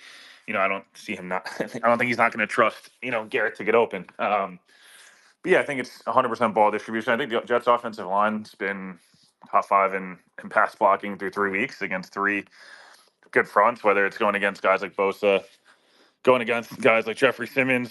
The Patriots' defensive line's obviously more of a by committee group. But again, like I don't think like the Jets are going to be scared going against anybody right now. I just think they trust their offensive line. First start for Olu Fashanu, obviously we'll see how he produces. But again, generally speaking, I think you should feel good against any defensive line. I think the Broncos defense is solid. I don't think they're like an elite group. Baker, I would say the 6 sacks that the Bucks gave up, Baker pretty self-admittedly said 3 of them were blatantly on him. So, Aaron Rodgers and Baker Mayfield are very different quarterbacks. I think, you'd have to be blind not to see that. Not that Baker's not a good quarterback, and hasn't had good moments, but they're different players. So, from that perspective, I guess, in terms of the Jets getting pressure, how do they get pressure? I'm trying to spin the dial, run as many different coverages as I can.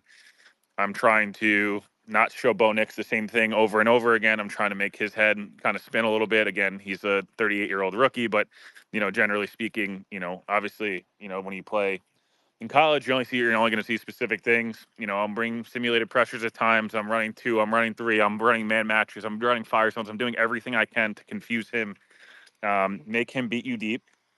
He's a guy who in college and and through 3 weeks, it's a lot of screen game. It's a lot of short stuff. It's a lot of Bo running around back there. some of it's going to look a little Zach Wilson-ish. Maybe if it's more polished and not as inaccurate, it's going to look like Bo Nix had played his best game last week, and the Broncos looked good. He still has no touchdowns through 3 weeks. So, I don't think I think if you're the Jets, you're not sitting there like you got to trust your corners. You have in the years past playing Denver, you should do it again. You trust your corners, and you're going to make a rookie quarterback beat you. So do I think it's going to be a blowout? I have no idea. I think this game, Broncos are a spunky team. They don't use motion a lot. If you're the Jets, what they come out in is kind of what the formation they're going to run out of. So you can disguise coverages a little bit more. So yeah, I think. Look, I'm not. I don't think it's an overconfidence thing. I just think right now, if you're a Jets fan, similar to if you're any other teams that are 2-1 or 3-0, whatever it may be, like you should feel quite confident going in there. Broncos, second week on the road. They've been on the East Coast this whole time. Sometimes that works for teams. Sometimes it bites them in the ass. So yeah, I don't know if that answers all the questions, but Thanks, Will. Listen up, and then Will, I got one thing for you, and we'll get you out of here. Thanks again, man. Go ahead and listen up. no, of course, bro. Yeah, appreciate you coming through, Will, and answering questions. A question I had is considering you mentioned that it's early in the season, and as a Chiefs fan, I'm looking at the Jets because we may face you guys in the playoffs. Listen up. I don't know if you were talking. I couldn't hear you though. Listen up, drop, and come back. Hold on. Cool, I'll do that. All right. Will, real quick, your ad is free on here if you want to plug what you do. I'm not selling your Yeah. ad. Go ahead. No, it's a hefty fee, bro. No, TOJ Pod, twice a week. TOJ Talks on the Badlands Network on Saturdays. All 32 pod, covering all of the 32 teams in the league. I think Monday and Friday. So doesn't matter. The Jets fan base, you get 5 days a week of me. If you're any other fan base, you get at least 2, maybe 3 if you're playing that team. So yeah, as many people could like and listen and subscribe and do that whole thing.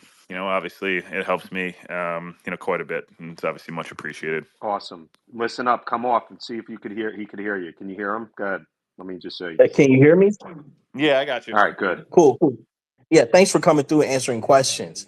No, of course. As a Chiefs fan, I'm looking at the Jets for a potential playoff matchup, and seeing how the Jets offense has progressed in these first 3 games, and considering it's early in the season, as you mentioned, what do you think the identity of the Jets offense will be later in the season? What do you think they're striving for? Do you think they want to be a run based team, play action? Do you think they want to be a condensed formation team, spread teams out? How do you see the Jets offense, the evolution of the Jets offense as we move through the season going? No, it's a good question. I think they want to be a team that's, multiple in a lot of different ways. I think they'll push the ball down the field and get more into play action and boots and things like that as the season goes on. Rodgers has more and more confidence and things like that. But generally speaking, I think they want to be a team that can kind of run or pass out of any formation. I think, they've run and pass out of, 4 receiver sets, out of a lot of 11 personnel, 12 personnel. They've run a lot of empty, the last, 5 or 6 quarters, and they've seen success, a lot of two back stuff. I think as time progresses, it's going to try to look a lot of what the Packers offense looked like in 21 and 22, where Rodgers won MVPs with a lot of two back, a lot of 11 personnel, some 12 personnel. They want to be a physical team that can run the football, but they also want to be a team, a lot of quick passing game, a lot of getting the ball out, using guys like Wilson, Hall, Allen, et cetera, it's kind of yak guys, and then Rodgers being able to break the pocket and, kind of do what he's, going to go to walk in the Hall of Fame from doing. So I don't know if that's answers the question enough. I don't think they're going to be. Look, I think you've seen everybody around the league. A lot of teams try to establish a run. I think that's super important. But I think for the Jets, we saw it on Thursday night, and I've talked about it a lot. But the Jets are a team that I almost think is going to be a lot of throwing to kind of open up the running game, and then in the fourth quarter, once you're tired from kind of dealing with Rodgers football brain. Then you got to tackle, 250-pound Braylon Allen and 235-pound, Brees Hall when they, start to get cold out. So I think they want to be a physical team again, multiple formations, multiple personnel groupings, being able to kind of do everything well enough. So I hope that answers the question. Thanks. Listen up. James Cook, real quick, all right? And then we'll get Will going. Okay, cool. Thanks for having me, guys. Hey, Will. Thanks for answering No, of questions. course, man. Um, my question is more so just Braylon Allen, right? He looks awesome. Do you think he's on a faster pace than what the coaching staff thought he would be in regards to playing time? How do you see him developing as a pass blocker with Aaron Rodgers Yeah. back in like the pocket and shock and things like that? And do you think the split will even out more to say like Brees Hall gets like 60 and he gets like 40 further down the line? Yeah. I think he's developed faster than like he's a fourth round rookie. I think he had a really, really nice, start to OTAs, camp, etc. He's getting a lot of first team reps. Brees was kind of not on a pitch count, but they're not going to run Brees into the ground during camp. You know what he is. I think especially early in the year, leaning on a guy like Allen, so you don't have to kind of gas Brees out is huge. I think it still probably settle in like in terms of carries, maybe it gets to 60-40. I don't know specifically there, but I still think, Brees touches the ball 6, 7 times a game in the passing game as well. I do think you'll see a lot of two back stuff for sure. I think that, they'll utilize, probably Braylon more so in the second quarter and fourth quarter and stuff like that to, kind of lean on teams as, the game goes on, defenses get more tired again. I don't think anyone at the second level really wants to tackle a 6'1", 250-pound back running running like that. So yeah, I think right now while they're getting, everyone's kind of getting used to a new offense playing, with a new quarterback and a guy who actually will get you the football and kind of hit you hit you in stride. I think it's a very foreign concept for Jets players, let alone Jets fans. So yeah, I think you make a good point there. Yeah, he has definitely developed probably faster than expected, but at the same time, Brees is still an alien. And I think they're going to try to get him the ball as much as possible. Okay, cool. Thank you. Thanks. Of course. Will, can you do one more? And then I got just Yeah, one I can do close. one more. Vince, go ahead, man. Good morning. Hey, good morning, Will. Thanks for taking one more. No, of course. Nitpicking, because I think it's a good thing we're finally nitpicking, because I think things are actually going well for us for a while. But nitpicking one little thing, I want to just talk about Xavier Gibson and the kickoff/punt returns. I feel like through 3 games, he pretty much hasn't done much. He's kind of just been there catching the ball and flipping it back. I know with the new kickoff rules, it's a little bit more difficult, but I feel like at the end of last year too, he kind of made a lot of questionable decisions. They brought in Codrington. A lot of people were high on him, and then he actually is now starting with Buffalo. Do you think Gibson will be in that role basically for the rest of the season? Do you think something catastrophic has to happen for him to lose it? And is Isaiah Davis the only other real candidate for doing kickoff and punt returns? Yeah, I mean, I'd like to see the Jets use Malachi Corley at some point in the kickoff return game specifically, just because I feel like he's a guy who can run through tackles. Obviously, kind of has that running back mindset. Yeah, Gibson has kind of had zero juice in the return game, maybe a little bit in the punt return game, but kickoff return wise has not really provided much. Yeah, if you look at a guy like Davis as well, these kickoff returns, unless you either got to have a Xavier Worthy level speed guy that's running sub 4.3 that can just like hit a hole harder than anybody, or it's kind of like just a really elongated run play. Um, yeah, I think they just got to get a little creative there. Like to see them kind of provide a little bit of a spark. Hey, can you get a ball out at the 50, at the 45, as opposed to always starting on the 23, 24, 30-yard line, whatever it may be. Yeah, I don't know that Gibson's going to be a huge part of this offense, just because I feel like with the way Lazard has played, he's kind of played some big slot. Garrett Wilson, you want to have flexibility to be in the slot. Gibson will have his moments, but for the time being, the way Lazard's playing, getting Mike Williams, kind of fully back to Mike Williams and Garrett, and then using Conklin, Rucker, Brees, Allen, like he's just so far down the list in terms of like guys that need specific targets. He had a nice little moment against the Pats. If he's got 1 or 2 targets a game, it makes sense. Maybe it's a jet sweep, maybe it's a screen, whatever. But I think at some point Corley will get a lot of his reps. I just don't think that'll be yet. And for the time being, like, Gibson's a nice player, but you'd rather have the ball in other guys' hands at the end of the day, I think. Thanks, Will. Thanks, Oh, Vince. of course, man. Will, last thing from me. Last year, you talked about this year with Rogers and camp and whatever. I think it was the day I met you over at camp. Yeah. Tim Boyle he couldn't, throw the ball in the ocean if he was standing on the pier.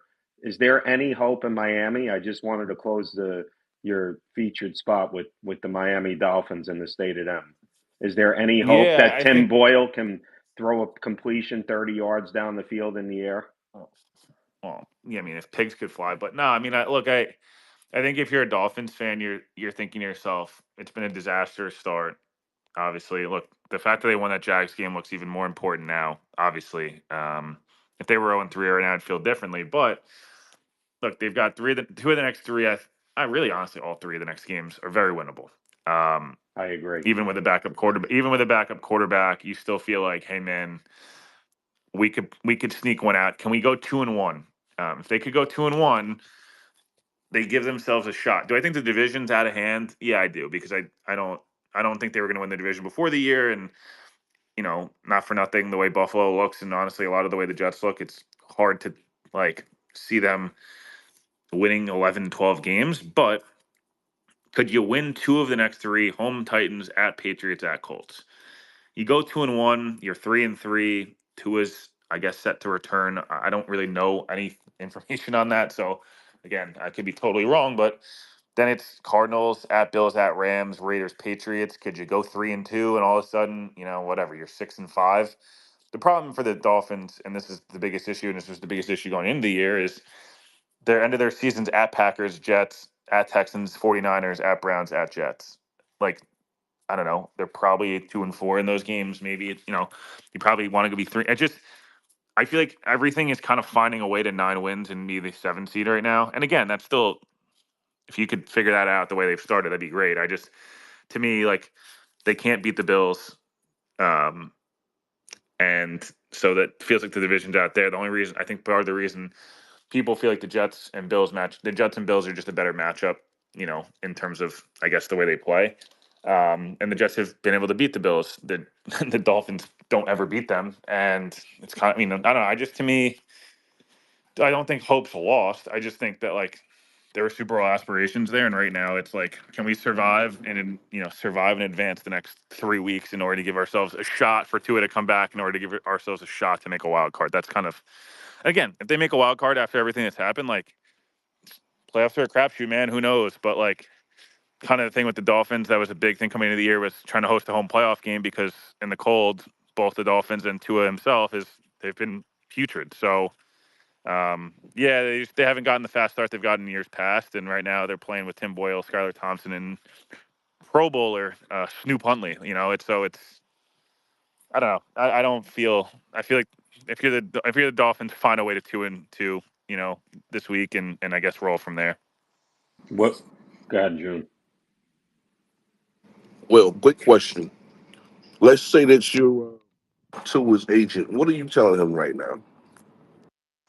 Um, I don't know if to be honest with you, like, I've kind of had this take for, I guess, the last whatever 2 weeks since it happened. Like, listen, man, at the end of the day, Tua is going to make his own decision, and I think the best thing that anyone could say is, like, you make it, like, not putting pressure on anybody to do anything. If Tua feels like he's cleared medically, and everyone says, hey, man, like, you're okay, and he feels good enough to go out there and play, and he continues to try to protect himself. The problem is, like, none of Tua's hits, other than the Bengals one, have been big hits. They've all been, like, literally not tucking your chin and then kind of falling in the whiplash of, like, a pretty normal NFL play, which is scary to me, because that means, like, it's getting easier and easier for your body to be concussed. It's like UFC fighters, like, you get knocked out once, then maybe it's twice, and all of a sudden it's 3 or 4 times. So again, I just don't feel like, I don't know what his brain scans look like. I don't know his risk of concussions now versus what he's going to be 30 years down. Like, I don't know, just because of, like, it, I'm not a doctor, but I would just say, like, if he wants to play and he's medically able to play and he feels like that's his decision and nobody else is telling him what to do, and him and his family are okay with it, then who am I to? I'm just some idiot podcaster. Like, who am I to tell him, what to do? Um, he's going to get paid no matter what. There's a crap load of money that's guaranteed. Like, he'll be okay financially, whether he plays another down or not. But he seems to want to play. The Dolphins seem like they're staying out of the way. Seems like everybody's just like, get healthy. But Yeah, it's a weird situation. I don't think I just don't know that there's really a right answer. But I think people saying he should retire or he shouldn't play next week are both like being uh, extremely selfish and just wanting to have a take. The take is if he's healthy and he feels like he's okay to play, and Tua himself and nobody else makes that decision, then and everyone's good with it, then he can play. And if they're not, and no one's on the same page, and he doesn't feel good about it, then he shouldn't play. Like I don't know. Maybe I'm an idiot, but like I don't feel like these like rash. He needs to retire, or like with the same people saying that for all these other people, then no. So, Julian Edelman not Edelman, was like people telling Wes Welker to retire. Like, no, I didn't see that on my timeline. He's a national player and he's a quarterback. So we just approach it differently. See, my thing is, at what point do you protect the player from Yeah, himself? that's what I'm saying. Like, that's where like the Dolphins have seemingly taken the opinion, or the opinion, the approach of we're not going to get in his way. And if they're not going to get in his way and the doctor's team, I mean, I would 100% get more than a team doctor opinion for numerous reasons. But if independent, specialists say you're good, bro, like whatever. I don't think the guardian cap, by the way, has anything to do with it. Like the guardian cap, I don't know that really does anything other than looking stupid. I don't know that it actually does anything. And it also makes you extremely overheated from all the people like say like that's a big thing. Plus that can also lead to concussions. So, yeah, I mean, yeah, it's saving a player from It them. covers the vents. Yeah, it helps with a little bit. Yeah, it covers the vents in the helmet. Like all his heat gets trapped. Yeah. Some, maybe it has a negative. I don't know. My point being like, yeah, I understand saving the player from themselves, but that's kind of what those doctors are going to be there for. Both, league wide I mean, I would be getting 7, 8 opinions, and if 7 of the 8 say you're good and you trust those more than the one opinion that's not, then you go with it. I don't know. It's like if you're going to get surgery on your knee, and 3 doctors tell you, it's fine, and one doctor says, "Nah, man, you're screwed," and you trust that doctor the most, you roll with it. And if it's the opposite, you do. I don't know. For me, And, I just don't feel like I'm in any position to like say what he should do. and, and Will, I like your answer. And a quick question is, we saw that Brett Favre came out yesterday saying he has Yeah. Parkinson's, and he said it in the context of him wanting to make a documentary about concussion. So it was kind of like a strange insinuation that the concussions in his career contributed to his Parkinson's disease. Now, when it applying that to Tua, do you think the NFL gets involved? Because if you look at the news, late night news yesterday, Like protecting themselves in a sense. yeah, because I don't know if the NFL wants another image of Tua spazzing out, and I say that Yeah. respectfully, on television or on national television again. Yeah, it's just so weird. And I keep saying this, and I don't mean it to sound insensitive in any way. Like, it's just, I think the scariest part, and I don't know, I talk about this a lot. Like, they're not these football soul crushing hits, guys going over the middle, getting their head taken off, Antonio Brown, or, the famous Ryan Clark, Wes Welker. Like, it's not, those aren't what's happening. That's why it's such a weird situation. Just because it's like I said, like I don't know, like the Packers won, or even the Dolphins won, or this one against the Bills. Like I don't know, did you like watch that play and go, "Oh my God, he's concussed"? Like I didn't like. Yeah, you obviously saw him kind of go into that posting or gate or whatever it's Post called. game, Like, yes, I saw like the concussion like but like after it, but it going wasn't into a the big hit, hit. There was like but you see that like that's a normal play like 80 times a game. Like that's why it was just so like wow. Like that's the one place where I think to your point, can I see the NFL protecting themselves? Yeah, but I also think that like that's a dangerous spot too. This is just one of those issues that like I don't know that there's a right answer. I just know that like unless Tua himself without pressure says I want to play, then none of the other discussions matter. Like he's got to be like I'm all in and I'm comfortable. Not like an NDA, but like I don't know if does the NFL say, "Hey, you can't sue us if you get hurt again." Like, is that a conversation? Like to your point, I don't know. Maybe I don't know how that would even work. I'm not a lawyer, but maybe they try to protect themselves that way. It's a shitty situation, man. Like it sucks. And again, like I said, it's not a guy like it's not Justin Gaethje getting knocked out in the middle of the ring after a 5-round fight and like he's just taking like 97 shots to the head. Like this is a guy that like is getting tackled semi normally, generally speaking, and like whiplash every time being and he's knocked out. It's like it sucks, man. Like I don't. It's just it sucks that we even have to have the conversation. Like, as stupid as this going to sound, like if Tua is going to be quote unquote injury prone, like I wish it was like, damn, torn his ankle again, and like it's just when it comes to like head stuff, it's just a whole different conversation. It's very sad. Well, thanks for joining. Appreciate you. We'll talk to you down the way, Yeah. and keep up the great work, man. Thanks, Will. Thanks a lot, Nah, of man. course, guys. I appreciate you guys having me. Yeah, no doubt. And thanks for being good to us, man. Appreciate you. No, always. You guys are good to me, so love to return the favor. No Wait, doubt, bro. but before you go, I have a question I just want to ask. Do you think the NFL would like try to, I don't know, give more time for like practicing how to tackle or take a tackle, or tell players like, hey, you gotta do like more wrestling or judo training to learn how to protect yourself from falling or just being dropped a certain way? Because I know like the NFL, like well, football, like decades ago, banned spear tackling because when your head and spine are aligned and just hit Yeah, someone with it's the how you crown of kill your you. It's how head. you break your neck. Yeah. So like on like you said, the two hit looked like a normal tackle. A quarterback just trying to lower his shoulder a little bit.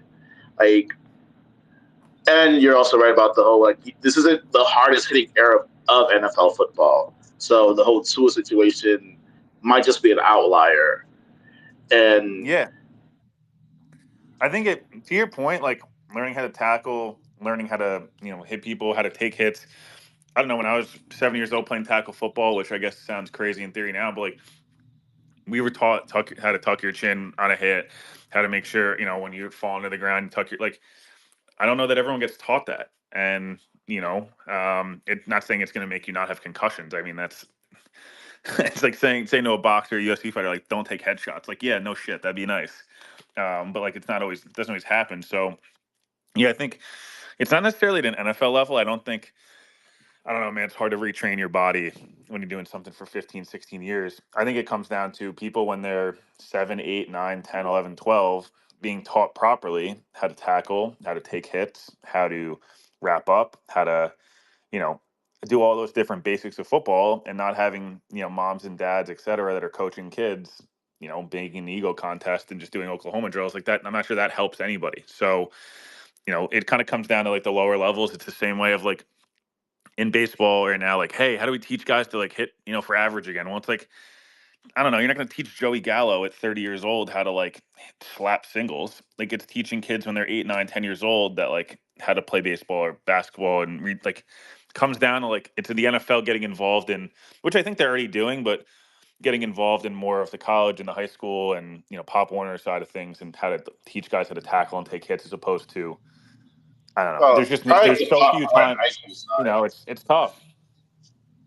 Will, a quick point here Yeah. Yeah, too yeah, to definitely Bruce. missed it. Let me get Sorry, Will guys. out of here. Go ahead, Mark, and Yeah, then we'll get Will out of here. No offense. yeah. Just a quick point. It's a whole other conversation if quarterbacks are getting any kind of training around that. We know offensive and defensive players get training, but quarterbacks, it's folks running routes, and so teaching quarterbacks how to bull your neck when you're leading with your head and stuff like I don't know anyone. My knowledge about it is super outdated from playing, but I can't imagine any quarterback being trained how to protect your head and neck when you're trying to I'm deliver a sure hit they're on the not, and that's defender. why it was like this big story that Tua did that last offseason. But like, in some senses, like it's crazy that he had to be at what 27, 26 years old. That was his like training how to like tuck your chin on being hit, and it's not against Tua or Dolphins or anybody like that. It's just like some people don't get taught that when they're growing up playing football and any sport, right? Like, I don't know, it could be anything. Like, it's just any sport. There's nuances to like trying to protect yourself, and if they're not taught at a young age, it's really hard to reteach habits. So, Yep. like I said, I use the baseball example because like it's not an injury one, but it's like the same concept of just like you're asking professional baseball players with millions of dollars on the line to retrain themselves how to hit, and Right. it's like, dude, come on. Like at some point, there you are who you are at that point. Yeah, you know what I mean? Like, oh, this fighter needs to become a wrestler. Well, it's like, dude, you're in 60 professional fights, man. Like, you're not like changing your technique now. It's teaching people when they're younger, and that's on parents, that's on coaches, that's on the NFL, college football, et cetera, to invest money on younger in younger generations so that we don't have these problems, going forward. Yeah, Will, I keep saying I want to get you out of here, but now I have a question. So if that's the case and we got to train everything, I mean, the NFL's already having a problem with, cutting down practices and not making it so harsh. I mean, what are they going to do? Well, I know. It's you're caught in between a rock and a hard place. Like these, I don't know. Well, we're going to end up getting into a whole Yeah, different conversation yeah, I know. Well, of unions and different things that yeah, I are know. But see, this is uh, why out for I the like. money and power. But Yeah, Will, this is why I like the Twitter Spaces because these ideas come up. I'm thinking of this now. Like, we'll talk about this a different time, maybe, or even off air. Like, you're right. It's gonna. my biggest issue right now, and to me with injuries, and is you're asking guys to go from training camp, which is at most 3/4 contact now, with less practices, and the off season's longer, but the off season's less intense, and all these different things. You're asking these guys to go from that to full speed contact against the best athletes on the planet and play 80 snaps from having at points training camp, not even training camp this year, like for the Jets, for example, like this was their hardest camp in years. And there was, I don't think anyone would tell you that was as hard as a Bill Parcells 90s training camp. And again, I'm not saying that's good for players' health long term, but it's better for the product on the field, and it's better to keep you out of getting injured, like ligaments, muscles, et cetera, not just like the big hits. Like, I don't know, man. Think about if you throw yourself back to high school or even, Pop Warner College, whatever, like the first game of the season, you were exhausted, your body was destroyed. And then as the season went on, you built that callus up. Like, that's another problem as well. Like, if you run Yep. routes full speed and then all of a sudden you haven't been hit, and now you're running full speed routes and someone could take out your knees, like out of nowhere, your body's a little caught more off guard than if you're used to it all training camp. And then, and preseason, guys were playing in the preseason, they don't play in the preseason anymore. And that's a whole nother discussion. But like you said, I don't know, pitchers too, hey man, for you're gonna in spring training, you're gonna casually go through, and then game one, it's hey, can you pump that fastball 102 for 30 straight pitches and expect your arm not to fall off? Probably a shitty strategy. But these teams care about the bottom line and care about, and it's hard to blame them. It's just, I don't know. Unfortunately, because there's so many more games now, the schedule's more condensed. Look at soccer, man. I don't know how many people here watch soccer, but it's absolutely ridiculous how many games these guys are playing, and expanding the Champions League and doing all these things is great for TV, but is it really good for the players? Rodri just tore his ACL. Dude's played 115 games in a 9-month Yeah. stretch. That's probably not good for your body. Will, I End of saw the day. I saw on the Jets. The Jets. Hang on, Brute. I saw on the Jets. Damn, man. I don't know where you are. On the Jets season ticket rewards, they were giving out Red Bulls games still. I'm like, damn, they're still playing. It's almost October. It's Yeah, crazy. well, the season just started for them, but the craziest part is guys that are playing in Europe, if you're any good, you just went from a 60 game season playing 2 to 3 times a week to the Euros to a month-long training camp to right back, into a 60 game season that just got expanded. That's probably not good for people. Oh, why are these guys retiring at 32? I don't know, man. When you've torn your hamstring 9 times because it's overworked, I'd get pretty exhausted as well.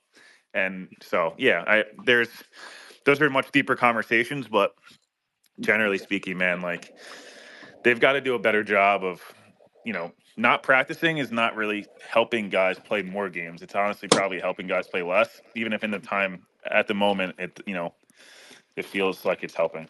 Will, thanks again. I know you've been gracious with your time. Have a great day, and No, we'll of talk to course. you soon, man. Appreciate it for listening to me ramble. Nah, man, that's what I'd rather Thanks, hear. Will. I'd rather hear Appreciate you, you brother. talk than me talk. So thank you, man.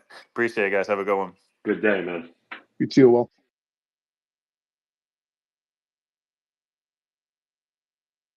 It's an interesting conversation, Pete, especially around practices, like what's happening, battling with the CBA or with the Players Association, rather, in terms of how aggressive practices are. We watch these teams through the first 3 weeks of the season look unprepared, very Yep. sloppy football in week one, and Yeah, it's it's improving a very little, interesting. Mark. You could see the Jets are improving.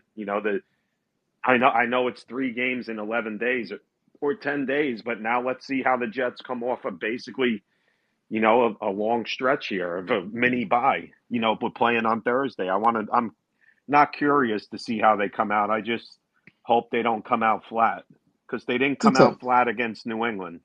I mean, the it's a tough first stretch, drive, Pete. yes, but I agree.